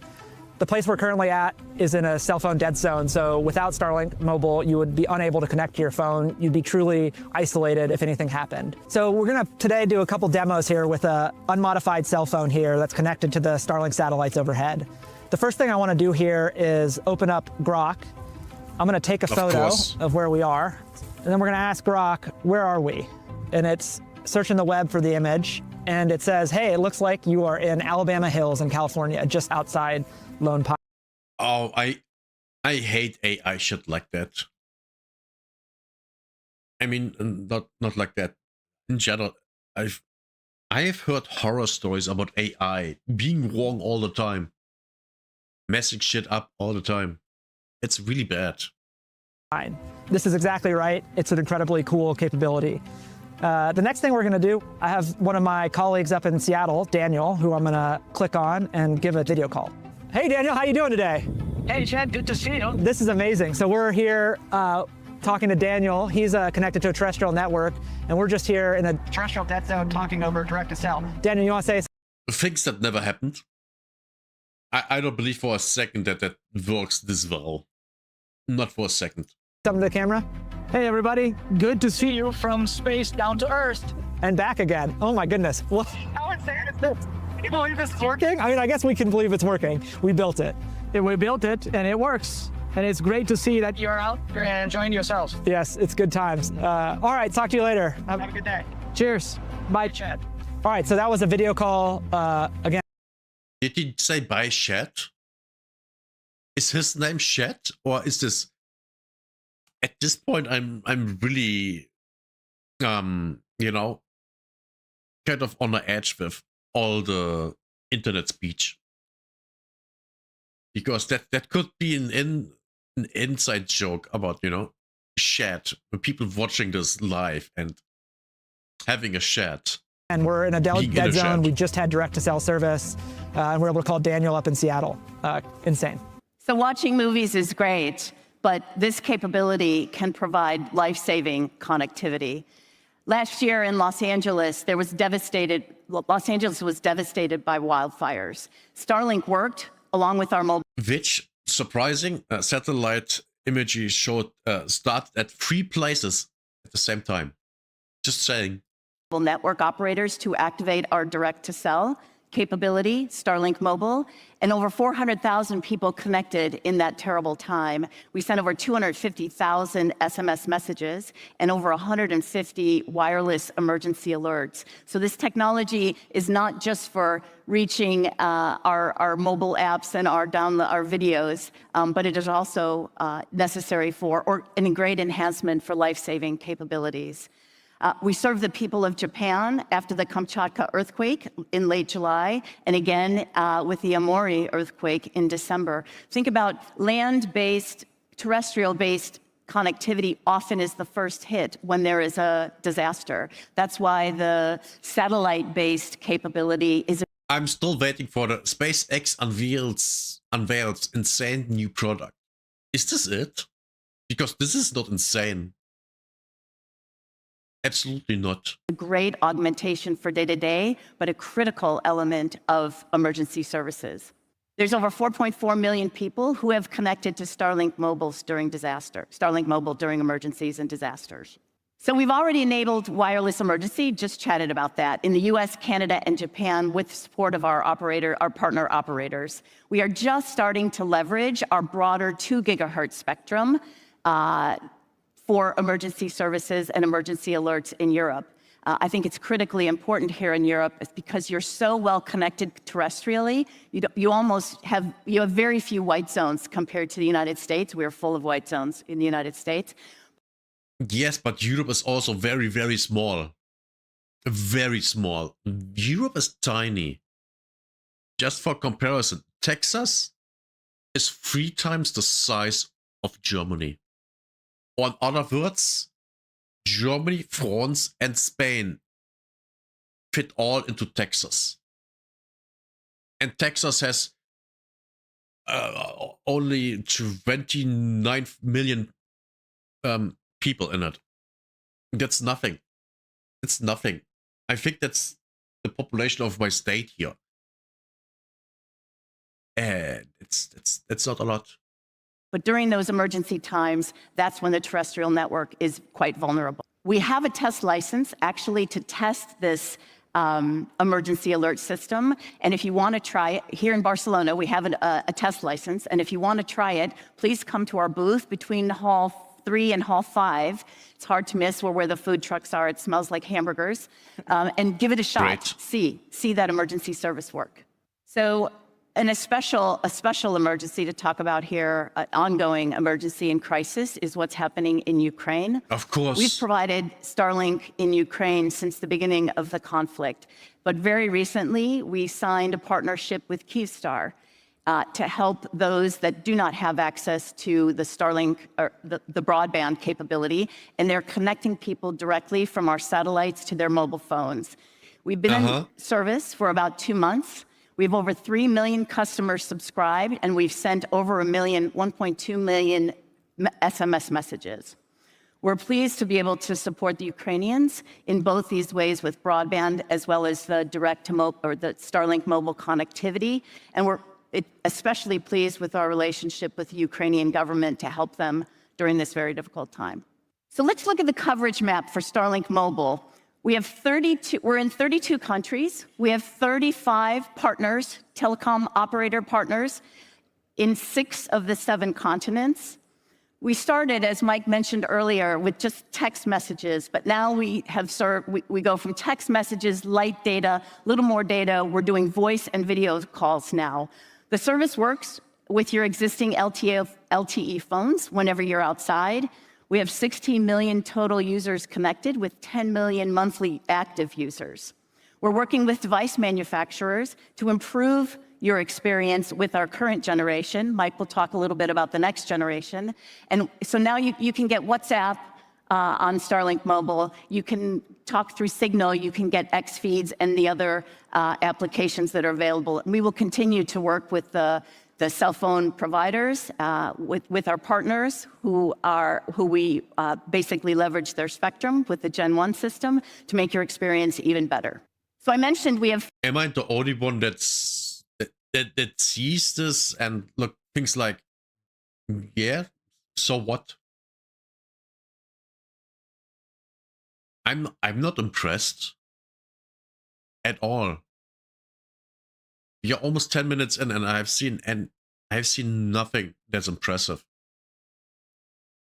There's nothing impressive about that. That's just the logical step forward from their normal Starlink. It's just, yeah, whatever. 35 global partners. T-Mobile was the first in the United States, actually our only partner in the United States. They were the first to sign on, and we've had a great partnership since then. We work with Rogers in Canada. We're about ready to announce a new operator in Mexico. We're with Entel in Chile, a new operator in Costa Rica. By the way, this is a big week for announcing new deals, so you'll hear more later today. Huge one today at 2 o'clock, you'll hear. In Oceania, we are working with Telstra. They've been an incredible partner. New Zealand, One New Zealand is our partner in New Zealand. If you guys haven't seen their Starlink Mobile video, it's about the zombie apocalypse. It's hilarious. I think it's the best video so far that has Starlink. Must be made by a millennial. Starlink Mobile in it. We're in the Philippines, Japan, KDDI. We actually cover almost the entire population of Japan with Starlink Mobile. KDDI was our first telco partner there, and they've been extraordinary leaning in. We're in the Philippines, we're in Mongolia, we're in Kazakhstan, Switzerland, SALT, UK, VMO2 recently announced. What the fuck is SALT? Where did that come from? Ukraine, I talked about Kyivstar, and Spain, Moss Orange. And in Africa, Airtel is a partner, a very critical partner for us in Africa, and we'll be lighting up 14 countries there, which we are quite proud to talk about, having a service capable and helpful for the African people. So now we're excited to tell you about what's next for Starlink Mobile. The first generation Starlink Mobile constellation was the first ever global direct-to-cell constellation capable. I hope now we are getting to something interesting. Of providing text and light data services nearly everywhere in the world, including video calls like we just saw. The second generation constellation, which we'll tell you about here, will deliver broadband capabilities to unmodified cell phones, reaching hundreds of millions, potentially more devices as we scale the constellation. The goal of Starlink Mobile, which will be enabled by the second generation constellation, is to provide a terrestrial-like connectivity when you're connected to the satellite system. So in the right. Okay, that's. I mean, what does that actually mean? Because we have bad internet connections on the ground right now. So what does that mean? What is the quality? That's more important. Conditions, that's outside, when your phone's in your pocket, when you're in your car and you're connected to Starlink Mobile, it should look and feel like you're connected to a high-performing 5G terrestrial network. That kind of experience is what we're shooting for. How do we enable that? We'll tell you about the satellite and the constellation, but a key factor is the spectrum we're going to use. So our plan is to utilize globally harmonized S-band satellite spectrum. Last year, we acquired S-band spectrum rights in the US, and we'll be able to use that S-band spectrum globally. It has priority ITU rights, which will allow us to scale the constellation globally, subject to regulatory approvals, and offer a consistent level of service everywhere we operate. Okay. We're also working closely with device manufacturers and modem manufacturers to enable the service on as many devices as quickly as possible as soon as we launch. I'm not so sure when we if launch, I like that. which is expected in mid-2027, we will be on most devices in the US. And as Gwyn just talked about, we're already testing new capabilities utilizing the spectrum, like the wireless emergency alerts that we're testing here in Barcelona today. Next, we'll tell you a little bit about how the satellite and the constellation work. So the most critical piece of delivering a high-quality user experience from a satellite to a cell phone is having a really high bandwidth link. On the second generation satellite will have 20 times the link performance of the first generation satellite. We accomplished that with a large phased array antenna, 5 times the size of our first generation satellite, and 4 times the bandwidth per beam. So we'll use 20 by 20 megahertz beams, as well as new capabilities like MIMO on the satellite. We'll also be utilizing the 3GPP NR-NTN standard, 5G NR-NTN, non-terrestrial network. No one knows what that means. Standard, which is specifically designed for the satellite to user links, and will enable improved experience, especially when a user is at the edge of a satellite beam by something like a factor of 10. In ideal conditions, a user could expect to receive download ideal conditions speeds of up to 150 megabits per second, a truly broadband experience. And then the overall capacity of a satellite is actually also very critical. How many users can you support with this great experience? The second generation satellite will have nearly 100 times the data density of a V1 satellite. Again, we accomplished this with the much larger phased array, which means a smaller spot beam on the ground, and as well as 16 times the number of beams per satellite and other advanced features. The overall satellite throughput will exceed 100 gigabits on download and 50 gigabits on upload, making it comparable in capacity to the Starlink broadband satellites we're launching today. The satellite is critical, but delivering a constellation that has global and contiguous coverage is just as important. So for that, enter SpaceX's new highly performant launch vehicle, Starship, fully. Okay, finally something that's interesting. Man, it just took us almost 14 minutes of 17. Great. Launch vehicle. So with Starship, we'll be able to deploy the constellation very quickly. We'll be able to launch more than 50 satellites on every launch. Wow. And we'll begin launching in mid-2027. That's a lot of satellites. 15 per launch, that's a lot. With Starship, we'll be able to deploy the constellation very quickly. Our goal is to deploy a constellation capable of providing global and contiguous coverage within 6 months, and that's roughly 1,200 satellites. From there, we'll continue scaling the constellation to add capacity, much like we scale on the Starlink broadband system. This will allow us to offer data and voice services everywhere. We'll also scale the constellation to cover to have truly global coverage, including the polar regions. This is incredibly important. The polar regions are some of the areas least covered by terrestrial networks, and where satellite yeah, for a reason. I mean, why would there be anything? Can make a real difference. And finally, we'll fly the constellation low, like the first generation satellite at 350 kilometers. That's again to optimize the link between the satellite and the user and for space safety. What's our overall vision here? It's where Starlink Mobile is a key component of a... And that's it. Just a couple of seconds for, oh yeah, this is our new space vehicle. And that's it. Hybrid network that includes terrestrial and satellite capabilities. Satellite is complementary to terrestrial networks. It cannot provide the data density that terrestrial networks have, but it can augment terrestrial networks in the places where terrestrial networks cannot reach or when terrestrial networks need additional capacity. We'll Already with Starlink broadband, we're connecting cell towers with gigabits of capacity for both primary and backup use case with our mobile partners. This is a capability that's scaling very significantly. And with Starlink... Okay, that makes more sense. In addition to what's already there on the surface. Yeah, that's way better. That makes sense to me. Mobile will be utilizing our mid-band spectrum, connecting phones directly beyond the reach of terrestrial networks. And then in addition, this network will have a significant amount of capacity that can be used to augment the terrestrial networks. For example, in Europe, we'll have terabits of capacity over the European continent. We can utilize that capacity to cover the regions where terrestrial networks cannot cover, top of mountains, in the ocean, that kind of thing.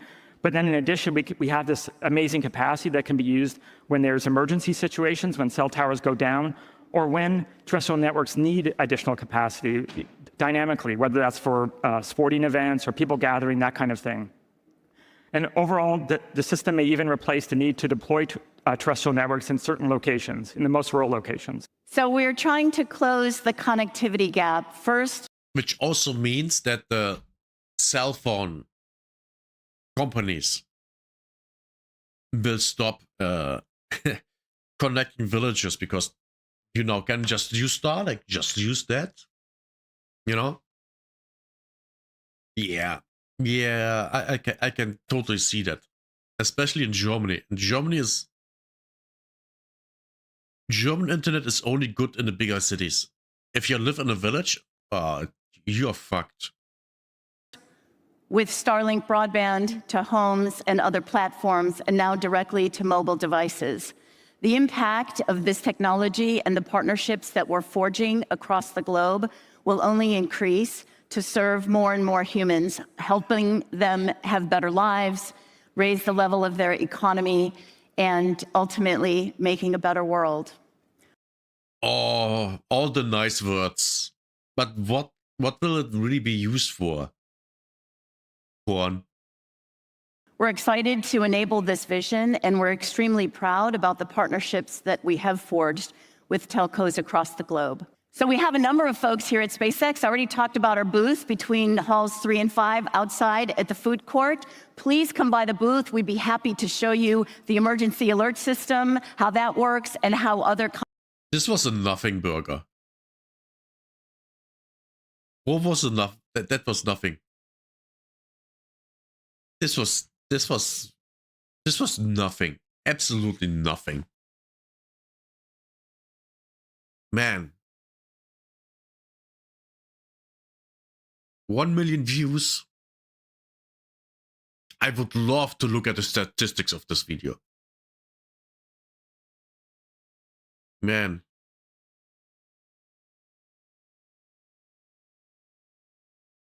This will kill international calling and roaming. Might be, yeah. That might be actually be a good thing about this, yeah. Might be. Man, this was, yeah, this. Not good. Not good. Not good at all. Boy.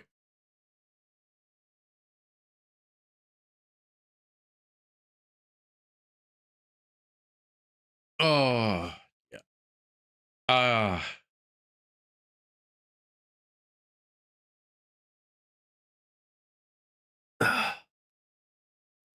I'm thinking.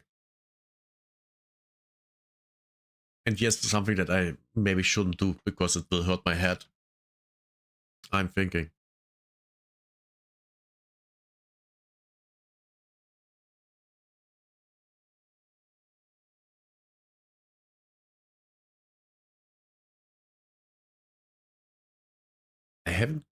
I literally haven't looked at anything. I haven't, man, today's stream is so shit. And it's all my fault.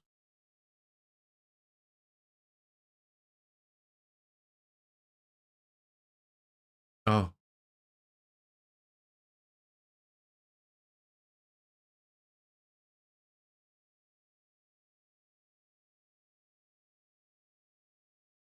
Great. Great. Let's... We have a profoundly important announcement to make, which is... I hope this is, at least this is something good. Because the other thing wasn't. Is the most epic chip building exercise in history by far. This is really going to take things to the next level. So, yeah, a level probably people aren't even contemplating right now. This is not in the, I would call this sort of an out of context problem. It's not in their context. So we're going to adjust the context by a few orders of magnitude here. Okay. It's a joint effort. I'm pressing the button, but the button's not working. We aspire to be a galactic civilization. So I think the future that... Wait. Whoa. What did he say? We are starting a galactic... We aspire to be a galactic civilization. So I think the future that everyone, well, most people I think would agree is the most exciting is one where we are out there among the stars, where we are not forever confined to one planet, that we become a multi-planet species, like the best science fiction that you've ever read. You know, Star Trek, or Ian Banks, or Asimov, or Heinlein. He doesn't say Star Wars.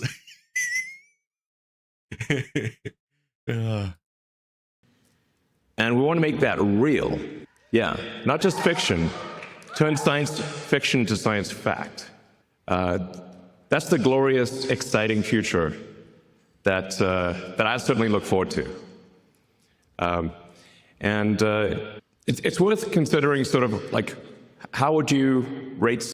Everyone is just standing there awkwardly. He announces, we are going to be a galactic civilization. That's the crowd. Civilizations. You know, there was a physicist, I think it was Russian, in the 60s, Kardashev. He thought about, like, at a high level, how would you consider any given civilization? And he said, well, if you're type 1, you're using most of the energy of your planet. And we actually still have quite a ways to go to be properly a type 1. We're still using a tiny fraction of the sun's energy that reaches our planet. Let's see. Yeah, there we go. But the Earth only receives about 500 millionth of the sun's energy. So the sun is truly enormous. The sun is 99.8% of all mass in the solar system. So sometimes people will ask me, like, what about, you know, other sources of power on Earth? Like, what about fusion on Earth? Well, that is unfortunately very small because the sun is 99.8% of mass in the solar system. And Jupiter is about 0.1%, and Earth is in the miscellaneous category. We are, I think it's Carl Sagan, I think might have said, Earth is like a tiny dust mote in a vast darkness. Okay, yeah, very, sure. Very small.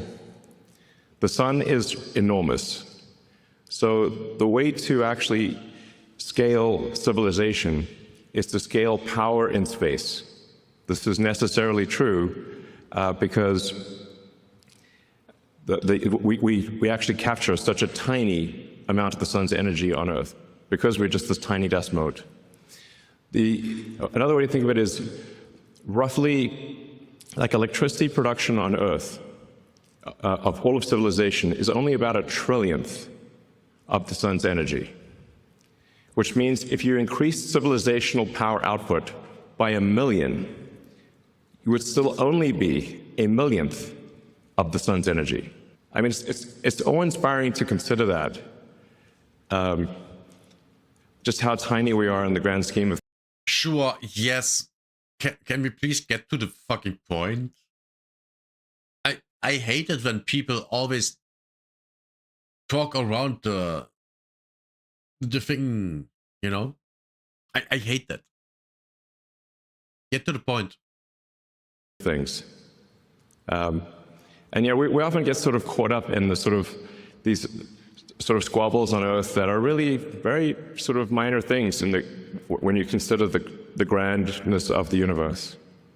And so I think it is important, actually, to consider the grandness of the universe and what we can do that is much greater than what we've done before, as opposed to worry about sort of small squabbles on Earth type of thing.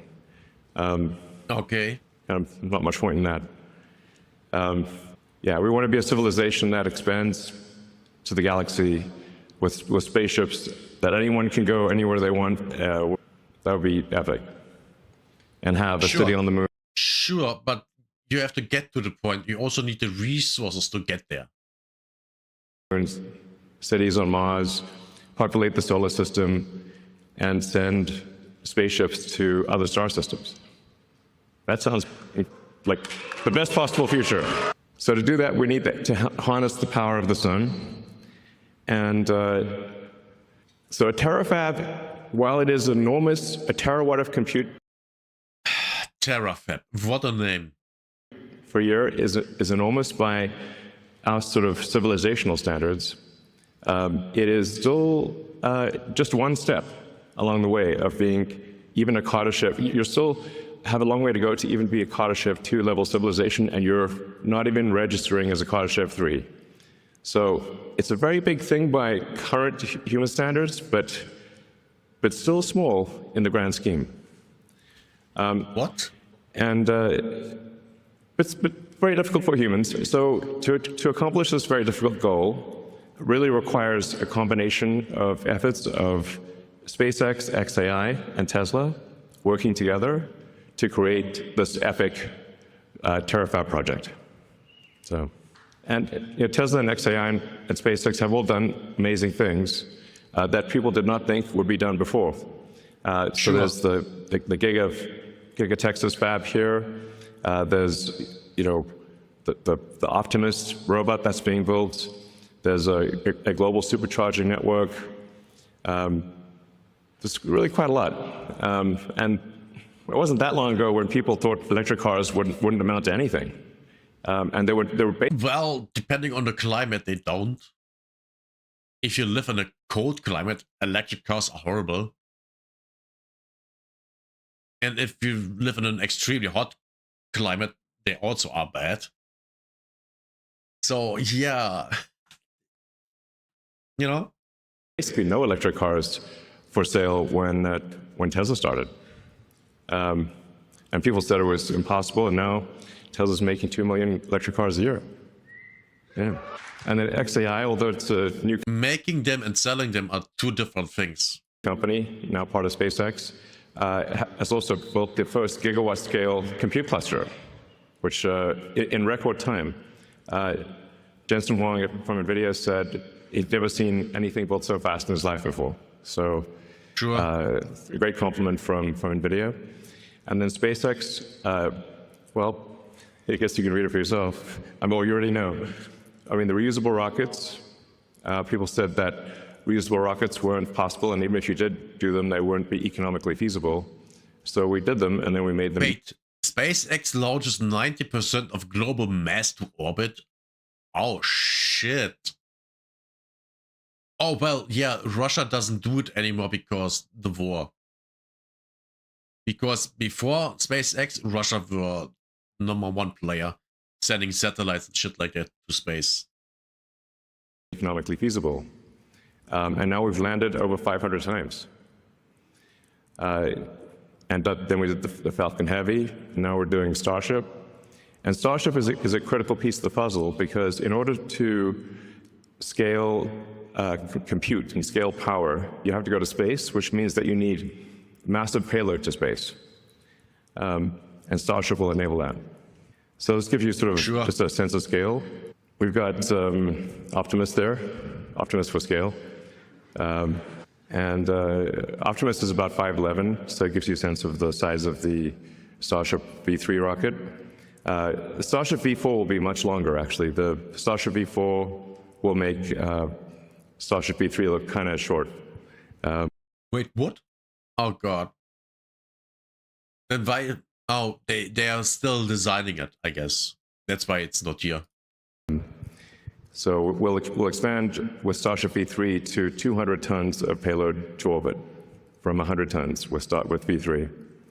And then you can see that that's just a rough approximation of the mini version of the AI sat. So that's roughly 100 kilowatts. It's showing the solar panels and the radiator to scale. So for some reason, there's been a bizarre debate about radiators in space. It's safe to say SpaceX knows how to do heat rejection in space with 10,000 satellites in orbit. Yeah, might know a thing or two. I would say so, yeah. So you can see the radiator is actually quite small relative to the solar panels. And we call that the mini-sat, since that's just 100 kilowatts.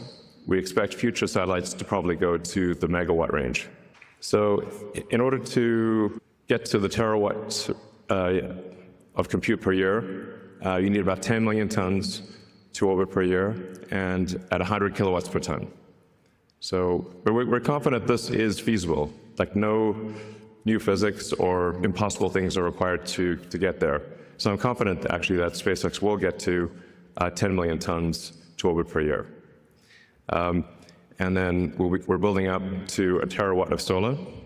So that will solve the solar problem, the power generation. So then the key missing ingredient is therefore a terawatt of compute. So this announcement is about solving the key missing ingredient. So far, we have not actually talked about any space travel. It's all about bringing satellites to space. And AI. Great. To give you a sense of what we're talking about, the current output of AI compute is roughly 20 gigawatts per year.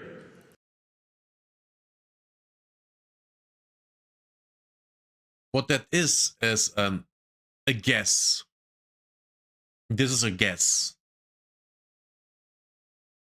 That's all this number is. It's a guess.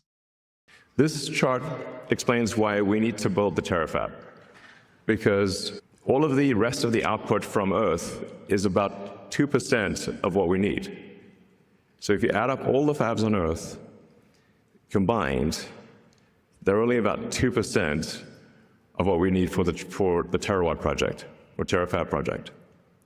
So, we certainly want our existing supply chain to be clear. We're very grateful to our existing supply chain, to Samsung, TSMC, Micron, and others. And we would like them to expand as quickly as they can, and we will buy all of their chips. I have said these exact words to them. But there's a maximum rate at which they're comfortable expanding, but that rate is much less than we would like.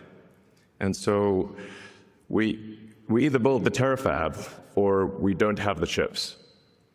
And we need the chips, so we're going to build the terafab. And we're starting off with an advanced technology fab here in Austin. I believe Governor Abbott is in the audience. I'd like to thank Governor Abbott and the state of Texas for their support. So in the advanced technology... Wait. 1 terawatt. What does 1 terawatt per year?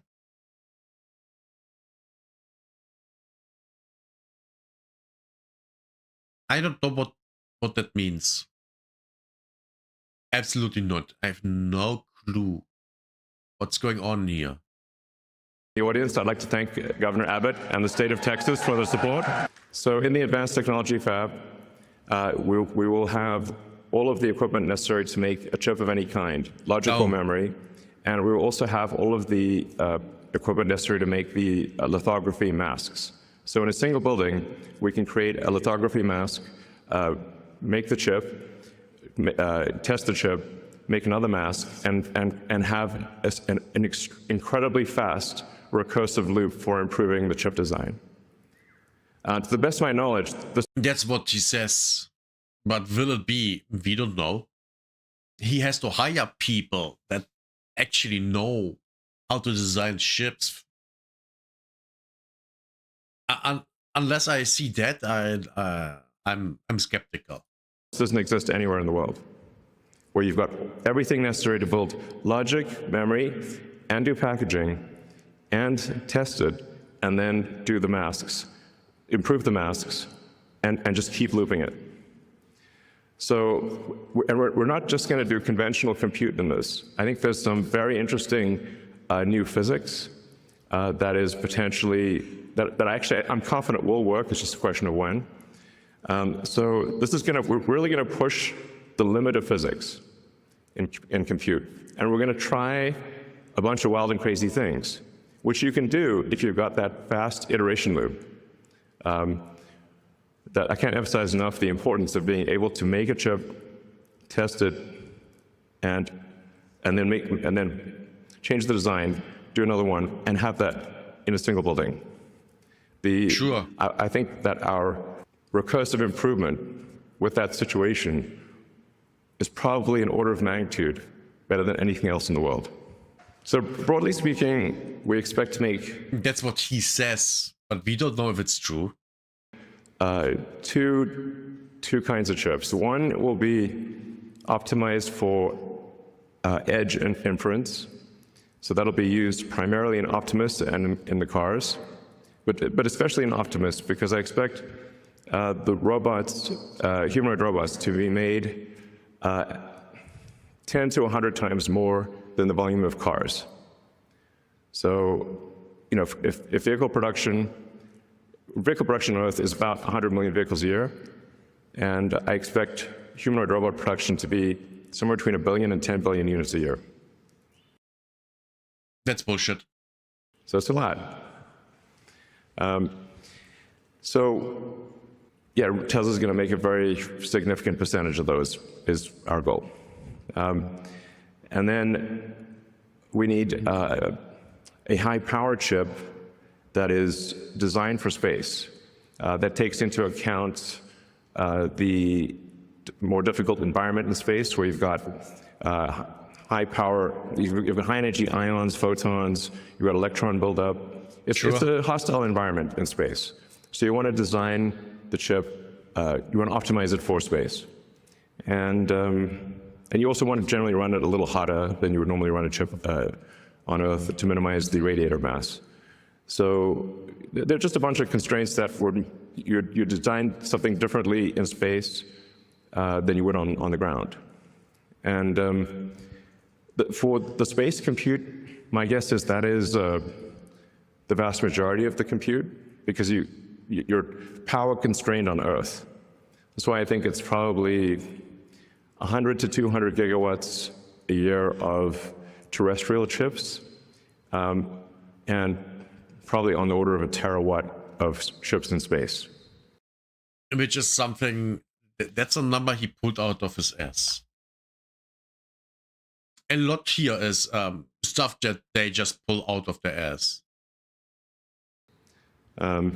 Just because of power constraints on the ground that's probably how it ends up. Space has this advantage that it's always sunny. It's very nice. Sure. So I actually think that the cost of AI and deploying AI in space will drop below the cost of terrestrial AI much sooner than most people expect. I think it may be only 2 or 3 years before it is actually lower cost to send AI chips to space than it is on the ground. Because in space, you don't need much in the way of batteries, because it's always sunny. And the solar power, you're going to get at least 5 or more times the solar power you get in space versus the ground, because you don't have atmospheric attenuation or a day-night cycle or seasonality. And you're always normal to the sun. So you're really maximizing the solar power at that point. And this. Okay, I can agree with him here. Here I agree with him. If he can actually get all the AI shit from the ground into the space, that would be awesome. Just the use of energy and water for cooling. That alone would just be a win for everyone. Literally everyone would win. I've seen a video of someone that's living close to an AI data center, and that thing is loud, really loud. The guy lives about, I think, 3 miles. I think it was 3 miles away from it, and he hears it loudly, really loudly, day and night. It's really bad. Space solar actually costs less than terrestrial solar because you don't need heavy glass or framing to protect it from extreme weather events. So as soon as the cost to orbit drops to a low number, it immediately makes extremely compelling sense to put AI in space. Yeah. It becomes a no-brainer, basically. Moreover, as you go to space, you get increased economies of scale, and things get easier over time, whereas as you try to put more and more power on the ground, you run out of space.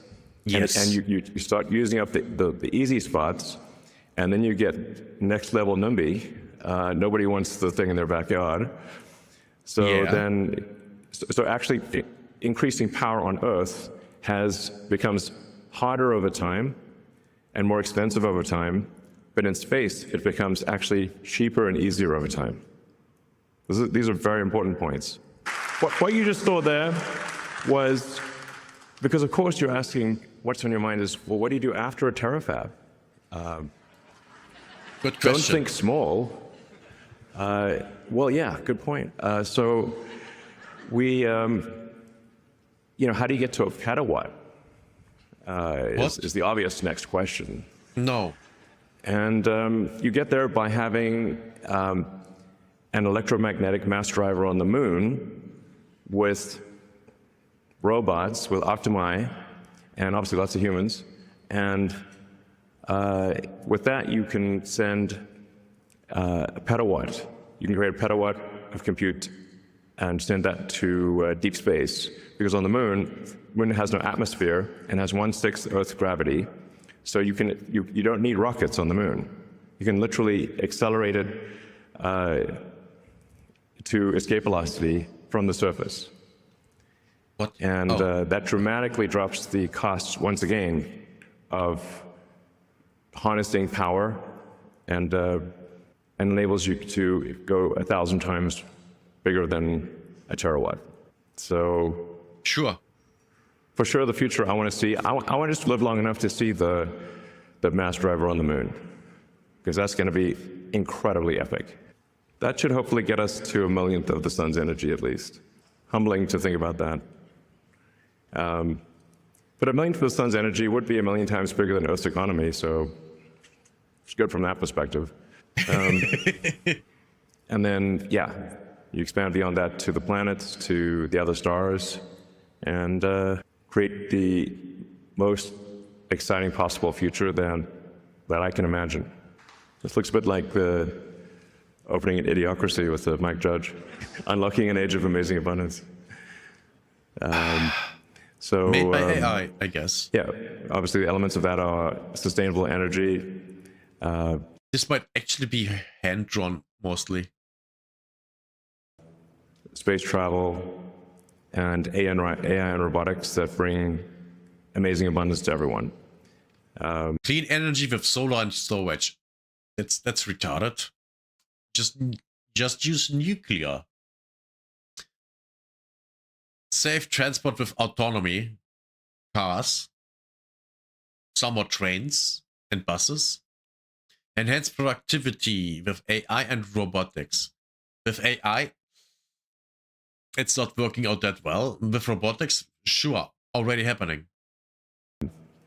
And it's really the only path to amazing abundance is AI and robotics, which is not to say it can't go wrong. Hopefully, but I think it'll probably go right, and it'll be a future that you love. No. And it's the best future I can think of, at least. And then we go beyond the moon, beyond Mars, and we sail through the rings of Saturn. Now, wouldn't it be amazing if you could buy a trip to Saturn? Or frankly, if you just have a trip to Saturn, I think things will just be free in the future. It sounds nuts, but... There's no such thing as free. That doesn't exist. Stop saying things like that. You know, if you've got an AI robotics economy that is anywhere close to 1 million times the size of the current Earth economy, literally any need you possibly want can be met. If you could...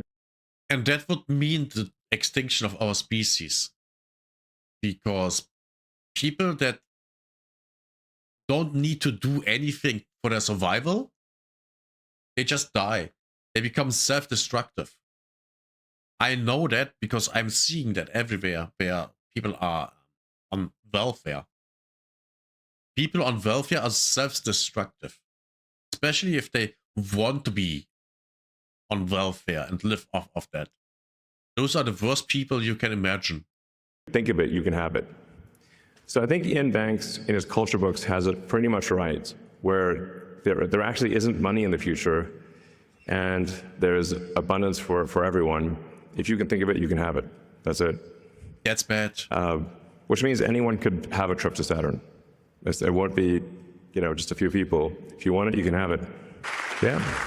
Join us on this journey and help us design incredible chips and make incredible chips and build a terawatt of chips, a terawatt of solar, and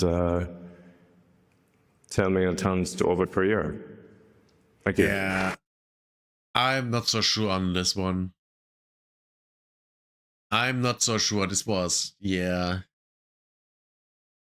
I mean, I agree with bringing AI into space. So it runs on satellites. I agree with that 100%. Everything else is like, yeah, whatever. Everything else is whatever. This is, yeah. This is, nothing I would look forward to. But that's me. That's me.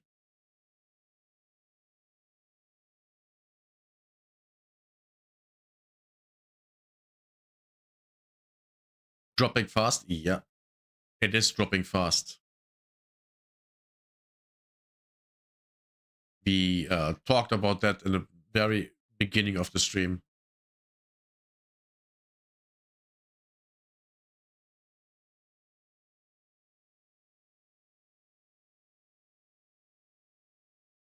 "25 rare historical photos that scientists cannot explain." This looks so stupid. This is obviously all AI.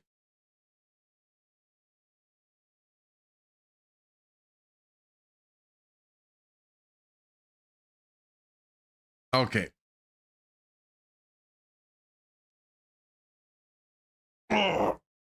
Ow. Oh. I think I'm gonna call it a day. Oh boy.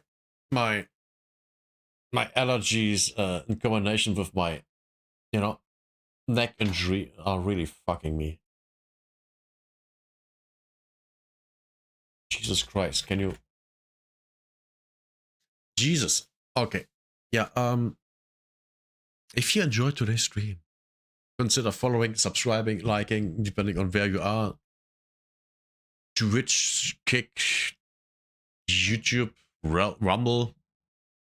Do what you like.